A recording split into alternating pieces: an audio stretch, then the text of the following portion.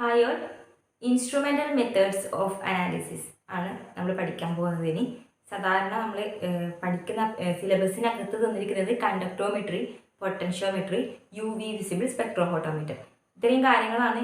അതിൻ്റെ ഡീറ്റെയിൽ ആയിട്ടുള്ള കാര്യങ്ങൾ മാത്രമാണ് സിലബസിനകത്ത് കൊടുത്തിട്ടുള്ളത് ഇൻസ്ട്രുമെൻ്റൽ മെത്തേഡ്. അപ്പോൾ നമുക്ക് ഈ ഒരു ക്ലാസ്സിൽ തന്നെ പറഞ്ഞു പോകാവുന്ന കാര്യങ്ങളേ ഉള്ളൂ.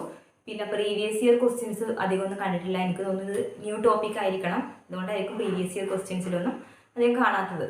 സോ നമുക്ക് ഇതിൻ്റെ ഇൻസ്ട്രുമെൻ്റൽ മെത്തേഡ്സ് പറയുമ്പോൾ ബേസിക് പ്രിൻസിപ്പിൾ എന്താണ്, ഇൻസ്ട്രുമെൻറ്റേഷൻ എങ്ങനെയാണ്, അതിൻ്റെ പിന്നിലുള്ള ആ ഒരു കെമിസ്ട്രി, അത്രയും കാര്യങ്ങൾ മാത്രം പറഞ്ഞാൽ മതി. ഇപ്പം കണ്ടക്ടോമെട്രി, പൊട്ടൻഷ്യോമെട്രി, അതുപോലെ സ്പെക്ട്രോഫോട്ടോമെട്രി, ഇത്രയും കാര്യങ്ങളാണ് നമുക്ക് പറയാനുള്ളത്. സോ ആദ്യം കണ്ടക്ടോമെട്രി ടൈട്രേഷൻസ് ആണ്. കണ്ടക്ടോമെട്രി നമ്മൾ ഓൾറെഡി ഡിഗ്രിക്ക് പഠിക്കുന്നുണ്ട്. കണ്ടക്ടോമെട്രിക് ടൈട്രേഷൻസ്. ഓക്കെ, കണ്ടക്ടോമെട്രിക് ടൈട്രേഷൻ എന്ന് പറയുമ്പോൾ സാധാരണ നമ്മളിപ്പോൾ ആസിഡ് ബേസ് ടൈട്രേഷൻ നടത്താറുണ്ട് അല്ലേ. സാധാരണ നമ്മളെങ്ങനെ വോളിയോമെട്രി ചെയ്യുന്ന പോലെ ബ്യൂററ്റും പിപ്പറ്റൊക്കെ എടുത്തിട്ടുള്ള ആ ഒരു ടൈട്രേഷൻ, ഫിനോഫ്തലീനൊക്കെ ആഡ് ചെയ്തിട്ടുള്ള ടൈട്രേഷൻ നമ്മൾ നടത്താറുണ്ട്. അപ്പോൾ സെയിം നമുക്കിവിടെയും അത് തന്നെ ചെയ്താൽ പോലെ എന്തിനാണ് കണ്ടക്ടോമെട്രിക് ടൈട്രേഷനിലേക്ക് പോകുന്നതെന്ന് വെച്ച് കഴിഞ്ഞാൽ, ഇപ്പോൾ നമ്മൾ വെരി ഡൈല്യൂട്ടഡ് ആയിട്ടുള്ള സൊല്യൂഷൻ ആണെങ്കിൽ നമുക്ക് എളുപ്പത്തിൽ നമുക്ക് വോളിയോമെട്രി സാധാരണ നമ്മൾ ലാബിൽ ചെയ്തതുപോലെ കണ്ടുപിടിക്കാൻ പറ്റില്ല. ഇനി ഹൈലി കളേർഡ് ആയിട്ടുള്ള സൊല്യൂഷൻസിൻ്റെതാണെങ്കിൽ നമുക്ക് പെട്ടെന്ന് എൻഡ് പോയിന്റ് കണ്ടുപിടിക്കാൻ പറ്റില്ല. സെൽഫ് ഇൻഡിക്കേറ്റർ ആയിട്ട് യൂസ് ചെയ്യാറുണ്ട്. ഇപ്പോൾ പൊട്ടാഷ്യം പെർമാംഗനേറ്റ് അങ്ങനെയൊക്കെ ടൈട്രേറ്റ് ചെയ്യുന്ന സമയത്ത് സെൽഫ് ഇൻഡിക്കേറ്റർ എന്നുള്ളൊരു രീതിയിൽ ടൈട്രേറ്റ് ചെയ്യാറുണ്ട്. ബട്ട് സാധാരണഗതിയിൽ കളേർഡാണ്, രണ്ട് കോമ്പൗണ്ടും കളേർഡാണ്, അങ്ങനെയൊക്കെ ആണെങ്കിലും നമുക്ക് കണ്ടക്ടോമെട്രി യൂസ് ചെയ്യുന്നതാണ് കുറച്ചുകൂടി ബെറ്റർ. അപ്പോൾ വെരി ഡൈല്യൂട്ടഡ് സൊല്യൂഷൻ ആണെങ്കിലോ ഹൈലി കളേർഡ് ആയിട്ടുള്ള സൊല്യൂഷൻ ആണെങ്കിലോ നമുക്ക് ടൈട്രേഷൻസ് ചെയ്യാൻ കുറച്ചുകൂടി എളുപ്പം എന്ന് പറയുന്നത് കണ്ടക്ടോമെട്രിക് ടൈട്രേഷൻ ചെയ്യുന്നതാണ്. അപ്പോൾ കണ്ടക്ടോമെട്രിക് ടൈട്രേഷൻ്റെ ബേസിക് പ്രിൻസിപ്പിൾ എന്ന് പറയുന്നത് കണ്ടക്റ്റൻസ് മെഷർമെൻ്റ് ആണ് ഇവിടെ യൂസ് ചെയ്യുന്നത്. Conductance measurement. അപ്പോൾ കണ്ടക്റ്റൻസ് എന്താണെന്ന് നമുക്കറിയാം, റെസിപ്രോക്കൽ ഓഫ് ദി റെസിസ്റ്റൻസ് ആണ്. ഓക്കെ, കണ്ടക്റ്റൻസ് എന്താണെന്നുള്ള കാര്യങ്ങളൊക്കെ നമുക്ക് ഓൾറെഡി അറിയാവുന്ന കാര്യമാണ്, കൂടുതൽ ഡീപ്പായിട്ട് പോകുന്നില്ല. സോ കണ്ടക്റ്റൻസ് മെഷർ ചെയ്തുകൊണ്ട് അപ്പോൾ നമ്മൾ യൂസ് ചെയ്യുന്ന ഇപ്പം ഒരു അനലൈറ്റ് എടുക്കും, ഒരു ടൈട്രൻറ്റ് എടുക്കും അല്ലേ. ബ്യൂററ്റിൽ എടുക്കുന്നത് ടൈട്രൻറ്റും നമ്മൾ എടുക്കുന്ന പിന്നെ സാധാരണ ബീക്കറിൽ കോണിക്കൽ ഫ്ലാസ്കിൽ എടുക്കുന്ന അനലൈറ്റ് നമ്മൾ പറയാറില്ല. അപ്പോൾ ഒരു അനലൈറ്റും ഒരു ടൈട്രൻറ്റും ഉണ്ടാവും അല്ലേ. അത് വെച്ച് നമ്മൾ ടൈട്രേറ്റ് ചെയ്യുമ്പോൾ നമ്മൾ സാധാരണ ഇവിടെ കണ്ടുപിടിക്കുന്നത് കണ്ടക്റ്റൻസ് ആണ് മെഷർ ചെയ്യുന്നത് എന്നുള്ളതാണ് ഇവിടുത്തെ ബേസിക് ആയിട്ടുള്ള കാര്യം. അപ്പോൾ കണ്ടക്റ്റൻസ് മെഷർമെൻ്റ് ആണ് നമ്മൾ നടത്തുന്നത്. അപ്പോൾ കണ്ടക്റ്റൻസ് മെഷർമെൻറ്റ് നടത്തുമ്പോൾ നമുക്ക് അതിനെ ഡിപ്പെൻഡ് ചെയ്യുന്ന ചില ഫാക്ടേഴ്സ് എന്ന് പറയുന്നത് കോൺസെൻട്രേഷൻ ആണ്. ഒന്നാമത് അനലൈറ്റ് എത്ര കോൺസെൻട്രേഷൻ ഉണ്ട് എന്നുള്ളത്, ആ സൊല്യൂഷൻ എത്ര കോൺസെൻട്രേഷൻ ഉണ്ട്, അതുപോലെ തന്നെ അതിലെ മൊബിലിറ്റി ഓഫ് ദ അയോൺസ്, അതിനകത്തുള്ള അയോൺസിൻ്റെ മൊബിലിറ്റി, ഈ രണ്ട് ഫാക്ടേഴ്സിനെ അത് ഡിപ്പെൻഡ് ചെയ്യുന്നുണ്ട്. അപ്പോൾ കണ്ടക്റ്റൻസ് ഡിപ്പെൻഡ് ചെയ്യുന്ന ഫാക്ടർ എന്ന് പറയുന്നത് ഈ അയോൺസ് എത്രമാത്രം സ്പീഡിൽ പോകുന്നുണ്ട്, എത്രമാത്രം മൊബിലിറ്റി ഉണ്ട്, മൊബിലിറ്റി അതുപോലെ തന്നെ എത്ര കോൺസെൻട്രേഷൻ ഉണ്ട് എന്നുള്ളത്. അപ്പോൾ ഹൈലി കോൺസെൻട്രേറ്റഡ് സൊല്യൂഷൻ ആണോ ഡൈല്യൂട്ടഡ് സൊല്യൂഷൻ ആണോ എന്നുള്ളതും ഡിപ്പെൻഡ് ചെയ്യും. ഓക്കെ, അപ്പോൾ ഇതിനകത്ത് പറഞ്ഞിരിക്കുന്ന കാര്യം കണ്ടക്ടോമെട്രിക് ടൈട്രേഷനിൽ നമ്മൾ മെഷർ ചെയ്യുന്നത് കണ്ടക്റ്റൻസ് ആണ്. അപ്പോൾ നമ്മൾ ഒരു അൺനോൺ സൊല്യൂഷൻ എടുക്കും, അൺനോൺ സൊല്യൂഷൻ്റെ കോൺസെൻട്രേഷനെയും അതുപോലെ അതിനകത്തുള്ള അയോൺസിൻ്റെ മൊബിലിറ്റിനെയാണ് ഈ കണ്ടക്റ്റൻസ് ഡിപ്പെൻഡ് ചെയ്യുന്നതെന്നാണ് നമ്മൾ പറഞ്ഞിട്ടുള്ളത്. ഓക്കെ, സോ ഇതിൻ്റെ ഇൻസ്ട്രുമെൻറ്റേഷൻ ഞാൻ പറഞ്ഞു തരാം. നമ്മളിപ്പോൾ ഒരു ബീക്കറോ വലിയൊരു കണ്ടെയ്നർ, ഓക്കെ, ഈ കണ്ടെയ്നറിനകത്ത് ഞാൻ ഒരു അൺനോൺ സൊല്യൂഷൻ എടുക്കുകയാണ്. ഓക്കെ, ഒരു അൺനോൺ സൊല്യൂഷൻ എടുക്കുകയാണ്. പിന്നെ ഒരു ബ്യൂററ്റ് വഴി ഞാൻ എന്ത് ചെയ്യാണ്, നമുക്ക് ടൈട്രൻറ്റ് ഏതാണോ യൂസ് ചെയ്യുന്നത് ആ ടൈട്രൻറ്റ് നമുക്ക് യൂസ് ചെയ്യാം. ഓക്കെ, പിന്നെ ഒരു സ്റ്റിറർ ഉണ്ടാവും, ജസ്റ്റ് ഇത് സ്റ്റിർ ചെയ്യാൻ വേണ്ടി, മീൻസ് ബ്യൂററ്റിൽ നിന്ന് വരുന്ന ആ ഒരു ഡ്രോപ്പ് നമുക്ക് സ്റ്റിറർ വേണം, കാരണം നമ്മൾ സാധാരണ വോളിയോമെട്രി നമ്മൾ ഷേക്ക് ചെയ്യാറുണ്ട് അല്ലേ. അപ്പോൾ ഇതൊരു സ്റ്റിറർ യൂസ് ചെയ്തിട്ടുള്ള ഇൻസ്ട്രുമെൻ്റ് ആണ്. പിന്നെ ഒരു കണ്ടക്ടോമീറ്റർ ഉണ്ടാവും ഇതിനകത്ത് തന്നെ, ഒരു കണ്ടക്ടോമീറ്റർ കണക്റ്റഡ് ആയിരിക്കും. കണ്ടക്ടോമീറ്റർ എന്തിനാണ്, കണ്ടക്റ്റൻസ് മെഷർ ചെയ്യാൻ വേണ്ടിയിട്ടാണ് കണ്ടക്ടോമീറ്റർ. സോ ഇത്രയും കാര്യങ്ങളുള്ളത്. ഇതെന്ന് പറയുന്നത് അൺനോൺ സൊല്യൂഷൻ ആണ് ഇതിനകത്തുള്ളത്, എത്ര എമൗണ്ട് ഉണ്ട് നമുക്കറിയില്ല. ഇത് നമുക്ക് അറിയാവുന്ന ടൈട്രൻറ്റ് ആണ്. ബ്യൂററ്റിനകത്ത് നമ്മൾ എടുക്കുന്നത് എന്താണോ അതാണ് ടൈട്രൻറ്റ് എന്ന് പറയുന്നത്. നെക്സ്റ്റ്, ഇതിനകത്തുള്ള ഈ അനലൈറ്റിൻ്റെ കോൺസെൻട്രേഷൻ എത്രയാണോ, അതിലുള്ള അയോൺസിൻ്റെ മൊബിലിറ്റി എത്രയാണോ എന്നൊക്കെയാണ് നമ്മളെ കണ്ടക്റ്റൻസ് എന്ന് പറയുന്നത് അതിനനുസരിച്ച് വേരി ചെയ്തുകൊണ്ടിരിക്കും. ഓക്കെ, അപ്പോൾ കണ്ടക്റ്റൻസ് ആണ് നമ്മൾ മെഷർ ചെയ്യുന്നത്. സോ ഇതിനകത്ത് നമുക്ക് പറയാനുള്ള കാര്യം, സ്ട്രോങ് ആസിഡ് സ്ട്രോങ് ബേസ് ആണെങ്കിൽ സ്ട്രോങ് ആസിഡും സ്ട്രോങ് ബേസും ടൈട്രേഷൻ ആണ് നടക്കുന്നത്. Strong acid bases strong base titration. അപ്പോൾ ഒരു എക്സാമ്പിൾ സ്ട്രോങ് ആസിഡിന് ഹൈഡ്രോക്ലോറിക് ആസിഡ് എടുക്കുക, സ്ട്രോങ് ബേസിന് ഒരു എക്സാമ്പിൾ സോഡിയം ഹൈഡ്രോക്സൈഡ് എടുക്കുക. ഓക്കെ, അപ്പോൾ സ്ട്രോങ് ആസിഡ് ആണെങ്കിലും സ്ട്രോങ് ബേസ് ആണെങ്കിലുള്ള ഒരു ഉപയോഗം എന്താണ്? കാരണം സ്ട്രോങ് ആസിഡ് ആണെങ്കിൽ എപ്പോഴും കംപ്ലീറ്റ്ലി ഡിസോസിയേറ്റഡ് ആയിരിക്കും അല്ലേ. സ്ട്രോങ് ആസിഡ് ആണെങ്കിൽ അതിനകത്തുള്ള അയോൺസ് കംപ്ലീറ്റ്ലി ഡിസോസിയേറ്റഡ് ആയിരിക്കും. അതായത് HCl എന്ന് പറയുന്നത് H+Cl- കംപ്ലീറ്റ്ലി ഡിസോസിയേറ്റഡ് ആയിട്ടുണ്ടാവും. അതേപോലെ സോഡിയം ഹൈഡ്രോക്സൈഡ് എന്ന് പറയുന്നത് Na+OH- ഇങ്ങനെ കംപ്ലീറ്റ്ലി ഡിസോസിയേറ്റഡ് ആയിട്ടുണ്ടാവും. അപ്പോൾ സ്ട്രോങ് ആസിഡ് ആണെങ്കിലും സ്ട്രോങ് ബേസ് ആണെങ്കിലും അത് കംപ്ലീറ്റ്ലി ഡിസോസിയേറ്റ് ചെയ്തിട്ടായിരിക്കും ഉണ്ടാവുക സൊല്യൂഷൻ സ്റ്റേറ്റിൽ. സോ ഇവിടെ നമ്മൾ എടുത്തിരിക്കുന്നത് HCl ആണെന്ന് വിചാരിക്കാം. ടൈട്രേറ്റായിട്ട് ഞാൻ എടുത്തിരിക്കുന്നത് NaOH ആണെന്ന് വിചാരിക്കാം. അപ്പോൾ ഇവിടെ എന്താ സംഭവിക്കുക? ആദ്യം ഈ ടൈട്രേഷൻ നടക്കുമ്പോൾ ഞാൻ ഇതിന്റെ ഗ്രാഫ് കൂടെ വരയ്ക്കുവാണ്. ഇവിടെ തന്നെ സ്ട്രോങ് ആസിഡ് ബേസ് സ്ട്രോങ് ബേസിന്റെ വോളിയം ഓഫ് ടൈട്രന്റ്, അതായത് ഇവിടെ ടൈട്രന്റ് ഏതാണ്? NaOH. ഇത്ര NaOH ബ്യൂററ്റിൽ നിന്ന് ആഡ് ചെയ്യുന്നുണ്ട്. ഇവിടെ കണ്ടക്റ്റൻസ് ആണ്, കണ്ടക്റ്റൻസ്. ഓക്കെ, അപ്പൊ ഇനീഷ്യലി നമ്മളിപ്പോൾ സോഡിയം ഹൈഡ്രോക്സൈഡ് ആഡ് ചെയ്യുന്നില്ല, 0 കോൺസെൻട്രേഷൻ ആണ്. ഇപ്പോൾ വോളിയം ഓഫ് ടൈട്രന്റ് 0 ഒറിജിനിൽ നിൽക്കുവാന്ന്. ഓക്കെ, അപ്പോൾ നമ്മൾ സോഡിയം ഹൈഡ്രോക്സൈഡ് ബ്യൂററ്റിൽ നിന്ന് ആഡ് ചെയ്യണം. അത്ര അതിന് മുന്നേ തന്നെ HClന്റെ കണ്ടക്റ്റൻസ് നമ്മളൊന്ന് മെഷർ ചെയ്യാമെന്ന് വിചാരിക്കുക. അപ്പോൾ HClനകത്ത് ഉണ്ട്, അതിന്റെ കണ്ടക്റ്റൻസ് മെഷർ ചെയ്യുമ്പോൾ നമുക്കറിയാം HCl കംപ്ലീറ്റ്ലി ഡിസോസിയേറ്റ് ചെയ്തിട്ടുണ്ടാവുക. അപ്പോൾ H+ഉം Cl- ഇങ്ങനെ 2 അയോൺസ് ആയിട്ടാണ് ഉണ്ടാവുക. അപ്പോൾ അതിൽ H+ കുഞ്ഞാണ് അല്ലേ, സൈസ് സ്മോൾ ആണ്. H+ന്റെ മൊബിലിറ്റി വെരി ഹയർ ആണ്. H+ എന്ന് പറഞ്ഞു കഴിഞ്ഞാൽ ഇത്രയും മൊബിലിറ്റി, അത്രയും സ്പീഡുള്ള ഒരു ആളാണ് ആര്?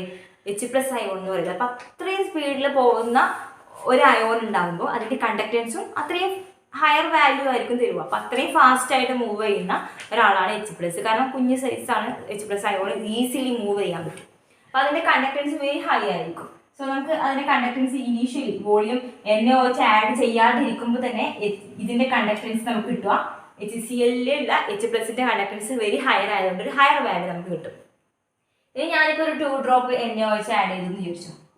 അപ്പോൾ ഇതിനകത്തുള്ള സംഭവം എന്തായി മാറും? NaOHും ഓൾറെഡി ഉള്ള HClലും ഉണ്ട് അല്ലേ. NaOH HClലും കൂടി കൂടുമ്പോൾ നമുക്ക് എന്ത് കിട്ടും? NaCl+ വാട്ടർ ആണ് കിട്ടുക. അപ്പോൾ ഇത് സാൾട്ട് ആയിട്ട് മാറും. സാൾട്ട് എന്തല്ല, കംപ്ലീറ്റ്ലി ഡിസോസിയേറ്റിംഗ് അല്ല അല്ലേ. സാൾട്ട് ആയിട്ട് തന്നെ ഇരിക്കും അവിടെ തന്നെ. ഓക്കെ, സാൾട്ട് ആയിട്ട് പോകുമ്പോൾ സാൾട്ടിന് കണ്ടക്റ്റൻസ് ഒന്നും ഇല്ല. സോ കണ്ടക്റ്റൻസ് ഡിക്രീസ് ചെയ്യാൻ തുടങ്ങും. കാരണം ഓരോ NaOH ആഡ് ചെയ്യുന്നതനുസരിച്ച് ഇവിടെ ഉണ്ടായ സ്പീഡിൽ പോകുന്ന H+ ഇല്ലേ, ആ H+ ഒക്കെ എന്തായി മാറി? വാട്ടറായി മാറി, NaCl ആയിട്ട് മാറി, സാൾട്ടും വാട്ടറും ആയിട്ട് മാറിക്കൊണ്ടിരിക്കുവാന്ന്. സ്ട്രോങ് ആസിഡും സ്ട്രോങ് ബേസും ആയിട്ട് കമ്പയർ ഇതാവുമ്പോൾ, റിയാക്ട് ചെയ്യുമ്പോൾ. അപ്പോൾ ഓരോ NaOH ആഡ് ചെയ്യുന്നതനുസരിച്ച് ഈ H+ന്റെ എണ്ണം കുറഞ്ഞുകൊണ്ടിരിക്കുകയായിരുന്നു അല്ലേ. H+ന്റെ എണ്ണം കുറഞ്ഞത് NaCl ആയി മാറിക്കൊണ്ടിരിക്കുകയാണ്. HClലുള്ള Clലും സോഡിയം കൂടിയിട്ട് NaCl ആയിട്ട് H വാട്ടറായി മാറിക്കൊണ്ടിരിക്കുകയാണ് H+. ഓക്കെ, അപ്പോൾ എന്താ സംഭവിക്കുന്നത്? കണ്ടക്റ്റൻസ് കുറഞ്ഞുകൊണ്ടിരിക്കുകയാണ്. അപ്പോൾ കണ്ടക്റ്റൻസ് കുറഞ്ഞ് കിട്ടും. അപ്പോൾ നമ്മൾ ഗ്രാഫ് വരക്കുവാണ്. NaOH ഇനീഷ്യലി ആഡ് ചെയ്യാണ്ടിരിക്കുമ്പോഴുള്ള കണ്ടക്റ്റൻസ് ഗ്രാഫിൽ അടയാളപ്പെടുത്തി. പിന്നെ NaOH ആഡ് ചെയ്തുകൊണ്ടിരിക്കുമ്പോഴുള്ള ഗ്രാഫ് നമ്മളിങ്ങനെ പ്ലോട്ട് ചെയ്ത് വെച്ചു. ഇനി നെക്സ്റ്റ് നമ്മൾ ഒരു മാക്സിമം ഒരു കഴിഞ്ഞാൽ, ഇപ്പോൾ നമുക്കറിയാം ഇപ്പോൾ മാക്സിമം ഞാൻ ഇങ്ങനെ പറയാണ്. ഇപ്പം ശരിക്കും അങ്ങനെ പറയാൻ പാടില്ല, ഞാൻ പറയുകയാണ്. ഇപ്പോൾ 20 എമൗണ്ട് ഉണ്ടെന്ന് ചോദിക്കാം. 20 ml HCl ഉണ്ട്, 20 ml NaOH ഉണ്ട്. ഓക്കെ, അപ്പോൾ 20 ml കഴിഞ്ഞാൽ, അതായത് 20 ml H+ ഉണ്ട്, HCl ഉണ്ട്. അപ്പോൾ അതിനനുസരിച്ച് ഞാൻ NaOH ആഡ് ചെയ്ത് കറക്റ്റ് 20 എത്തിക്കഴിഞ്ഞാൽ രണ്ടും ന്യൂട്രലൈസ് ചെയ്തില്ലേ. ഇനി എക്സ്ട്രാ അവിടെ ആസിഡ് ഇല്ല നമുക്ക്. ഓക്കെ, അപ്പോൾ ഇനി എക്സ്ട്രാ ഞാൻ NaOH ആഡ് ചെയ്താലും അവിടെ ആസിഡ് ഇല്ല, അവിടെ NaOH മാത്രമേ ഉള്ളൂ. സോ ഇനി ഞാൻ ആഡ് ചെയ്താലും അവിടെ NaOH മാത്രമേ ഉള്ളൂ. NaOHന്റെ കോൺസെൻട്രേഷൻ നോക്കുമ്പോൾ നമുക്കറിയാം NaOH എന്ത് ചെയ്യാണ്? കംപ്ലീറ്റ്ലി അയണൈസ് ചെയ്തുകൊണ്ടിരിക്കും അല്ലേ. ഇത്രയും നേരം ഞാൻ ആഡ് ചെയ്ത NaOH ഒക്കെ HClലുമായിട്ട് ന്യൂട്രലൈസ് ചെയ്ത് പോവുക ചെയ്തത്. ബട്ട് അത് ന്യൂട്രലൈസ് ചെയ്ത് കംപ്ലീറ്റ്ലി ന്യൂട്രലൈസ് ചെയ്ത് ഇനി ഒരു HCl അധികം ഇല്ല, കംപ്ലീറ്റ് HCl കഴിഞ്ഞു. ഇനി ഞാൻ ആഡ് ചെയ്യുന്ന NaOH എന്ത് ചെയ്യുക? അത് ഡിസോസിയേറ്റ് ചെയ്ത് Na+ഉം OH- ആയിട്ട് മാറും. അപ്പോൾ OH- സ്പീഡ് കൂടുതലാണ്. നമ്മുടെ H+ പോലെ തന്നെയാണ് OH- സ്പീഡും കൂടുതലാണ്. അപ്പോൾ ഇതിനകത്ത് ഇനി കുറേ NaOH ആഡ് ചെയ്ത് HCl ഒക്കെ കഴിഞ്ഞു. ഇനി ഞാൻ ഫെർദർ ആഡ് ചെയ്യുകയാണെങ്കിൽ കൂടി അതിനകത്ത് OH- അയോണിന്റെ കോൺസെൻട്രേഷൻ ആണ് ഉണ്ടാവുക. OH- അയോണിന്റെ സ്പീഡ് കൂടുതലാണ്, അതുകൊണ്ട് കണ്ടക്റ്റൻസ് കൂടുതലായിരിക്കും. സോ ഒരു പർട്ടിക്കുലർ ഇത് കഴിഞ്ഞ് കഴിഞ്ഞാൽ, പർട്ടിക്കുലർ മീൻസ് നമ്മൾ വോള് ആഡ് ചെയ്ത് ഒരു പോയിന്റ് കഴിഞ്ഞാൽ പിന്നെ ഞാൻ വോള് പിന്നെ ആഡ് ചെയ്ത് NaOHന്റെ വോളിയം പിന്നെ ആഡ് ചെയ്ത് കഴിഞ്ഞാലും അതിന്റെ കണ്ടക്ടൻസ് കൂടുന്നതായിട്ട് നമുക്ക് കാണാൻ പറ്റും. സോ ഞാൻ ഈ പോയിന്റ്സ് എന്ത് ചെയ്യാണ്, രണ്ടും ഇങ്ങോട്ടും ഇങ്ങോട്ടുള്ളത് ഞാൻ എക്സ്ട്രാപ്ലേറ്റ് ചെയ്ത് വരപ്പാണെങ്കിൽ എനിക്കൊരു പോയിന്റ് കിട്ടും. ഈ പോയിന്റ് ആണ് എന്ത് എൻഡ് പോയിന്റ് എന്ന് പറയുന്നത്. സോ എൻഡ് പോയിന്റ് നമുക്ക് അൺനോൺ സൊല്യൂഷന്റെ കോൺസെൻട്രേഷൻ എത്രയാണെന്നുള്ളത് കണ്ടുപിടിക്കാൻ പറ്റും. ഓക്കെ, അപ്പൊ എൻഡ് പോയിന്റ് എങ്ങനെ കണ്ടുപിടിക്കുക, എങ്ങനെ സ്ട്രോങ് ആസിഡ് വേഴ്സസ് സ്ട്രോങ് ബേസിന്റെ ഗ്രാഫ് വരിക, ആദ്യം ഡിക്രീസിങ് ആയിരിക്കും പിന്നെ ഇൻക്രീസിങ് ആയിരിക്കും. ആദ്യം ഡിക്രീസിങ് ആവാനുള്ള കാരണം എന്താണ്, HCl H+ന്റെ എണ്ണം ഉണ്ട്, H+ ഹൈ സ്പീഡാണ്, അപ്പോൾ കണ്ടക്ടൻസ് ഉണ്ട് അധികം. ഇപ്പൊ NaOH ആഡ് ചെയ്യുന്നതിനനുസരിച്ച് അത് ന്യൂട്രലൈസ് ചെയ്യുന്നതിനനുസരിച്ചാണ് ഡിക്രീസ് ചെയ്ത് പോയത്. പിന്നെ കംപ്ലീറ്റ്ലി ന്യൂട്രലൈസ് ചെയ്ത് കഴിഞ്ഞാൽ പിന്നെ ഞാൻ അധികം ആഡ് ചെയ്യുന്ന NaOH എന്തായി മാറും, Na+OH- ആയി ഡിസോസിയേറ്റ് ചെയ്തിട്ടാണ് ഉണ്ടാവുക. അപ്പോൾ ആ OH- ആയതുകൊണ്ട് കണ്ടക്ടൻസ് കൂടുതലായതുകൊണ്ടാണ് പിന്നെ എന്ത് ചെയ്യുന്നത്, പിന്നെ ഞാൻ ആഡ് ചെയ്യുമ്പോൾ കണ്ടക്ടൻസ് വീണ്ടും കൂടുതൽ. സോ നമുക്ക് കണ്ടക്ടൻസ് കുറഞ്ഞിട്ട് ഒരു മാക്സിമം പോയിന്റിൽ മീൻസ് ഒരു മിനിമത്തിലെത്തും. ഒരു മിനിമത്തിലെത്തിക്കഴിഞ്ഞാൽ പിന്നീട് എന്ത് ചെയ്യും, കണ്ടക്ടൻസ് പിന്നെ ഇൻക്രീസ് ചെയ്യാനാണ് തുടങ്ങുക. അപ്പോൾ നമുക്ക് ആ ഗ്രാഫിൽ നിന്ന് എൻഡ് പോയിന്റ് കണ്ടുപിടിക്കാം. എൻഡ് പോയിന്റ് യൂസ് ചെയ്തുകൊണ്ട് അൺനോൺ സൊല്യൂഷന്റെ കോൺസെൻട്രേഷൻ നമുക്ക് കണ്ടുപിടിക്കാൻ പറ്റും. ഓക്കെ, ഇതാണ് സ്ട്രോങ് ആസിഡും സ്ട്രോങ് ബേസും ആണെങ്കിൽ നമുക്ക് ഇങ്ങനെ കണ്ടക്ടൻസ് മെഷർ ചെയ്തുകൊണ്ട് എന്ത് ചെയ്യാൻ പറ്റും, അൺനോൺ സൊല്യൂഷന്റെ കോൺസെൻട്രേഷൻ കണ്ടുപിടിക്കാൻ പറ്റും കണ്ടക്ടോമെട്രി യൂസ് ചെയ്തുകൊണ്ട്. ഓക്കെ, അപ്പോൾ സ്ട്രോങ് ആസിഡ് വേഴ്സസ് സ്ട്രോങ് ബേസിന്റെ ഗ്രാഫ് ഇങ്ങനെയാണ് വരിക. അതിന്റെ റീസൺ ആണ് ഞാനിപ്പോൾ പറഞ്ഞത്. നെക്സ്റ്റ് ഞാൻ പറയാൻ പോകുന്നത് വീക്ക് ആസിഡും സ്ട്രോങ് ബേസും ആണെങ്കിൽ ഇനി എന്ത് സംഭവിക്കുന്നുള്ളതാണ്. ഇപ്പൊ നമ്മൾ HCl ആണ് ഇതിനകത്ത് എടുത്തത്, നൈട്രന്റെ NaOH ആണ് എടുത്തത്. ഇനി വീക്ക് ആസിഡും സ്ട്രോങ് ബേസും ആണെങ്കിൽ, ഓക്കെ, സോ വീക്ക് ആസിഡിന്റെ എക്സാമ്പിൾ ആണ്. ഇപ്പൊ വീക്ക് ആസിഡ് എന്ന് പറയുമ്പോൾ CH3COOH acetic acid. Okay, acetic acid ആണ് വീക്ക് ആസിഡിന്റെ എക്സാമ്പിൾ. നെക്സ്റ്റ് സ്ട്രോങ് ബേസ് ആണ്. സ്ട്രോങ് ബേസിന്റെ എക്സാമ്പിൾ ആണ് NaOH എന്ന് പറയുന്നത്. അപ്പൊ വീക്ക് ആസിഡിന്റെ എക്സാമ്പിൾ ആണ് അസറ്റിക് ആസിഡും സ്ട്രോങ് ബേസിന്റെ എക്സാമ്പിൾ ആണ് NaOH എന്ന് പറയുന്നത്. സോ ഇനി ഞാൻ ചെയ്യാൻ പോകുന്നത്, നമുക്കറിയാം വീക്ക് ആസിഡ് എന്ന് പറഞ്ഞാൽ കംപ്ലീറ്റ്ലി അയണൈസ് ചെയ്യില്ല. വീക്ക് ആസിഡ് ഒരിക്കലും കംപ്ലീറ്റ്ലി അയണൈസ് ചെയ്ത് നിൽക്കില്ല. സ്ട്രോങ് ആസിഡ് ആണെങ്കിലോ സ്ട്രോങ് ബേസ് ആണെങ്കിലാണ് കംപ്ലീറ്റ്ലി അയണൈസ് ചെയ്ത് നിൽക്കുക. ഒരിക്കലും അസറ്റിക് ആസിഡ് എന്ത് ചെയ്യുന്നില്ല, കംപ്ലീറ്റ്ലി ഡിസോസിയേറ്റ് ചെയ്തിട്ട് CH3CO- അയോണും H+ അയോണുമായിട്ട് മാറുന്നില്ല. ഓക്കെ, അപ്പോൾ കംപ്ലീറ്റ് ഡിസോസിയേഷൻ എന്ന് പറയുന്നത് CH3COOHന്റെ കേസിൽ പോസിബിൾ അല്ല. ഇനി സ്ട്രോങ് ബേസ് ആണെങ്കിൽ എന്ത് ചെയ്യും, അത് കംപ്ലീറ്റ്ലി ഡിസോസിയേറ്റ് ചെയ്ത് നിൽക്കും, Na+ഉം OH- ആയിട്ട് മാറും. ഓക്കെ, സോ ഇവിടെ സംഭവിക്കുന്നത് ടൈട്രന്റ് ആയിട്ട് ഞാൻ എടുക്കുന്നത് NaOH തന്നെയാണ്. ഇവിടെ ഉള്ളത് എന്താണ്, CH3COOH ആണ്. അപ്പൊ അസറ്റിക് ആസിഡ് ആണ് ഞാൻ എക്സ് ആക്സിസിൽ എടുക്കുന്നത്. സോ അസറ്റിക് ആസിഡ് എന്ന് പറഞ്ഞാൽ സ്ട്രോങ് ആസിഡ് അല്ല, ചെറിയ അയണൈസേഷൻ, മീൻസ് കംപ്ലീറ്റ്ലി ഡിസോസിയേറ്റ് ചെയ്യില്ല, ചെറിയ രീതിയിൽ ഒരു അയണൈസേഷൻ ഫോം ചെയ്യും. CH3CO- H+ഉം ചെറിയ കംപ്ലീറ്റ്ലി ഡിസോസിയേറ്റ് ചെയ്യില്ലെങ്കിലും പാർഷ്യലി ചെറിയ എമൗണ്ട് ഡിസോസിയേറ്റ് ചെയ്യും. അപ്പൊ ഇനീഷ്യലി സ്മോൾ എമൗണ്ട് എന്തുണ്ടാവും, കണ്ടക്ടൻസ് ഉണ്ടാവും. ഓക്കെ, അപ്പൊ അതിന്റെ ഗ്രാഫ് ഞാൻ വരക്കുവാണെങ്കിൽ ഞാൻ വോളിയം ഓഫ് ടൈട്രന്റ്, അതായത് NaOH എത്രയാണ് ആഡ് ചെയ്യുന്നതാണ് എക്സ് ആക്സിസിലും Y ആക്സിസിൽ കണ്ടക്ടൻസും ആണ് എടുക്കുന്നത്. അപ്പൊ ഇനീഷ്യലി എന്താണ്, ഒരു ചെറിയ, ഇപ്പൊ ഇനീഷ്യലി ഇപ്പൊ ആരാളുള്ളത്, അസറ്റിക് ആസിഡേ ഉള്ളൂ, NaOH നമ്മൾ ആഡ് ചെയ്തിട്ടില്ല. അപ്പൊ അസറ്റിക് ആസിഡിന്റെ കണ്ടക്ടൻസ് പറയുമ്പോൾ ഒരു ചെറിയ കണ്ടക്ടൻസ് ആയിരിക്കും, വലിയതായാലും കിട്ടില്ല, ചെറിയൊരു കണ്ടക്ടൻസിലായിരിക്കും ഉണ്ടാവുക. അപ്പൊ നമ്മൾ NaOH ആഡ് ചെയ്യുന്നതിനനുസരിച്ചിട്ട് ചെറിയൊരു ഇൻക്രീസിങ് മാത്രമേ ഉണ്ടാവുള്ളൂ. കണ്ടക്ടൻസിന്റെ കേസിൽ സ്മോൾ, അതായത് ഡിസോസിയേഷൻ, ചെറിയ ഡിസോസിയേഷൻ ഉണ്ട്, അതിനനുസരിച്ച് ചെറിയൊരു ഇൻക്രീസിങ്, ഓൾമോസ്റ്റ് കോൺസ്റ്റന്റ് തന്നെ ആയിരിക്കും. ഓക്കെ, പിന്നെ അസറ്റിക് ആസിഡുമായിട്ട് റിയാക്ട് ചെയ്യുമ്പോൾ, NaOH റിയാക്ട് ചെയ്യുമ്പോൾ എന്താ ഉണ്ടാവുക, CH3COONA പിന്നെ വാട്ടറാണ് ഉണ്ടാവുക അല്ലേ, CH3COONAയും വാട്ടറാണ് ഉണ്ടാവുക. അപ്പൊ വീക്ക് ആസിഡ് സ്ട്രോങ് ബേസിന്റെ സാൾട്ട് എന്താണ്, കംപ്ലീറ്റ്ലി ഡിസോസിയേറ്റ് ചെയ്യുന്ന സ്ട്രോങ് സാൾട്ട് ആയിരിക്കും. ഓക്കെ, വീക്ക് ആസിഡും സ്ട്രോങ് ബേസും യൂസ് ചെയ്തിട്ടുണ്ടാകുന്ന സാൾട്ട് എന്ന് പറയുന്നത് കംപ്ലീറ്റ്ലി ഡിസോസിയേറ്റ് ചെയ്യും. അപ്പൊ CH3COONA എന്ന് പറയുന്നത് എന്താണ്, കംപ്ലീറ്റ്ലി ഓൾമോസ്റ്റ് കംപ്ലീറ്റ്ലി എന്ത് ചെയ്യും, ഡിസോസിയേറ്റ് ചെയ്യും. കംപ്ലീറ്റ് എന്ന് പറയാൻ പറ്റില്ല, നമുക്ക് ഓൾമോസ്റ്റ് ഡിസോസിയേഷൻ നടക്കും. ഓക്കെ, അപ്പോൾ ഇത് CH3CO- Na+ഉം ആയിട്ട് മാറും. അപ്പോൾ ചെറിയ അയോൺസ് ആയിട്ട് മാറുന്നുണ്ട് അല്ലേ, സിമ്പിൾ അയോൺസ് ആയിട്ട് മാറുന്നുണ്ട്. അപ്പോൾ ഞാൻ പറഞ്ഞത് ഇനീഷ്യലി ഞാൻ പറഞ്ഞുതരാം, അസറ്റിക് ആസിഡ് മാത്രമേ ഉള്ളൂ. അസറ്റിക് ആസിഡ് കംപ്ലീറ്റ് ഡിസോസിയേഷൻ നടക്കില്ല, ചെറിയൊരു ഡിസോസിയേഷൻ മാത്രമേ ഉണ്ടാവുള്ളൂ. അതുകൊണ്ട് തന്നെ അതിന്റെ കണ്ടക്ടൻസ് എന്ന് പറയുന്നത് വളരെ കുറവാണ്. അതാണ് ഇനീഷ്യലി വോളിയം ആഡ് ചെയ്യുന്നതിന് മുന്നേ ഉള്ള കണ്ടക്ടൻസ് ആയിട്ട് ഞാൻ പറഞ്ഞത്. ഇത് റിയാക്ട് ചെയ്ത് കുറച്ച് എമൗണ്ട് ഞാൻ NaOH ആഡ് ചെയ്യുന്നതിനനുസരിച്ചിട്ട് എന്താ ചെയ്യുന്നത്, ഇവിടെ CH3COONA+ ഉണ്ടാവുന്നുണ്ട്. CH3CO മൈനസും Na+ അയോൺസും ഉണ്ടാകുന്നത്. അപ്പോൾ ഇതിന് ചെറിയൊരു കണ്ടക്ടൻസ് ഉണ്ട്. അതുകൊണ്ടാണ് ചെറിയ രീതിയിൽ കണ്ടക്ടൻസ് ഇൻക്രീസ് ചെയ്യുന്നത് ഞാൻ പറഞ്ഞത്. ഓൾമോസ്റ്റ് ഒരു കോൺസ്റ്റന്റ് പോലെ തന്നെ ഉണ്ടാവുക, ചെറിയ രീതിയിലൊരു ഇൻക്രീസിങ് ഉണ്ടാവും. ഇനി കംപ്ലീറ്റ് ഇത് ന്യൂട്രലൈസ് ചെയ്ത് കഴിഞ്ഞാൽ, അസറ്റിക് ആസിഡ് കംപ്ലീറ്റ് കഴിഞ്ഞാൽ ഇനി ഞാൻ എക്സ്ട്രാ ആഡ് ചെയ്യുന്ന NaOH എന്ത് ചെയ്യാണ്, NaOH എന്ന് പറയുന്നത് Na+ഉം OH- ആയിട്ട് മാറുകയാണ് ചെയ്യുന്നത്. അപ്പോൾ എന്ത് ചെയ്യും, OH- സ്പീഡ് കൂടുതലാണ്, കണ്ടക്ടൻസ് കൂടുതലാണ്. സോ പിന്നെ ആ ഒരു പർട്ടിക്കുലർ പോയിന്റ് കഴിഞ്ഞാൽ ഇതുവരെ സ്മോൾ ഇൻക്രീസിംഗ് ആണ്, പിന്നെ ഒരു പെട്ടെന്ന് ഒരു ഇൻക്രീസിംഗ് ആയിരിക്കും ഉണ്ടാവുക. കാരണം അത് OH- കോൺസെൻട്രേഷൻ കൂടുന്നതുകൊണ്ടാണ്. സോ ഈ പോയിന്റ് ആയിരിക്കും എന്ത് ചെയ്യും നമ്മൾ പറയുന്നത് എൻഡ് പോയിന്റ് എന്ന് പറയുന്നത്. ഇവിടെ താഴോട്ട് വരച്ച് നമുക്ക് അൺനോൺ കോൺസെൻട്രേഷൻ കിട്ടും അനലൈറ്റിന്റെ. ഓക്കെ, അപ്പോൾ ഇതാണ് ഞാൻ പറഞ്ഞത്. ഇപ്പോൾ ഇത് ക്ലിയർ ആയെന്നൊന്നും അറിയില്ല. സാധാരണ അസറ്റിക് ആസിഡ് അതിന്റെ കണ്ടക്ടൻസ് വളരെ കുറവാണ്, കാരണം അത് കംപ്ലീറ്റ് ആയി ഡിസോസിയേറ്റ് ചെയ്യില്ല, വീക്ക് ആസിഡ് ആണ്.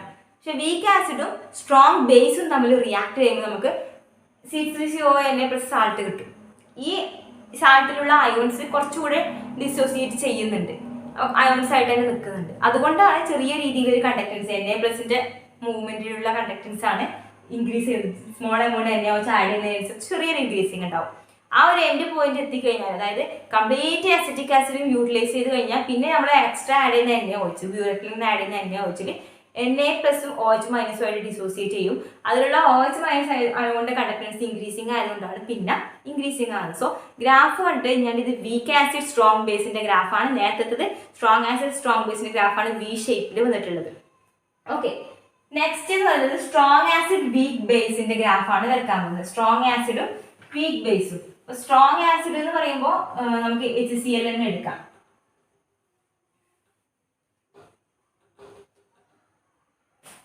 വീക്ക് ബേസിൽ നമുക്ക് അമോണിയം ഹൈഡ്രോക്സൈഡ് എടുക്കാം. അപ്പോൾ ഇനി എടുക്കാൻ പോകുന്നത് സ്ട്രോങ് ആസിഡ്, അതായത് HCl വേഴ്സസ് വീക്ക് ബേസ്, അതായത് അമോണിയം ഹൈഡ്രോക്സൈഡ് NH4OH.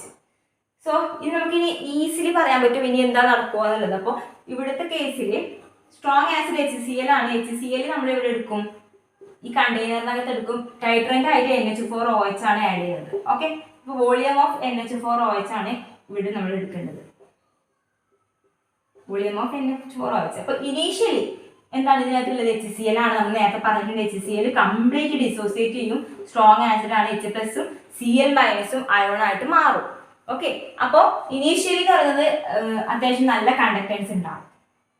പിന്നീട് ഞാൻ അമോണിയം ഹൈഡ്രോക്സൈഡ് ആഡ് ചെയ്യുന്നത്. അമോണിയം ഹൈഡ്രോക്സൈഡ് എന്തല്ല, കംപ്ലീറ്റ്ലി ഡിസോസിയേറ്റിംഗ് അല്ല, വീക്ക് ബേസ് ആണ്. അപ്പോൾ ഡിസോസിയേറ്റ് ചെയ്ത് നിൽക്കില്ല, മീൻസ് NH4+ഉം OH- ആയിട്ട് കംപ്ലീറ്റ് ഡിസോസിയേറ്റ് ചെയ്ത് അങ്ങനെ നിൽക്കില്ല, വീക്ക് ബേസ്. ഓക്കെ, സോ ഇതിന്റെ കേസിൽ HClഉം അമോണിയം ഹൈഡ്രോക്സൈഡും കൂടി റിയാക്ട് ചെയ്യുമ്പോൾ നമുക്ക് കിട്ടുന്നത് അമോണിയം ക്ലോറൈഡ് സാൾട്ടും വാട്ടറും ആണ് കിട്ടുക.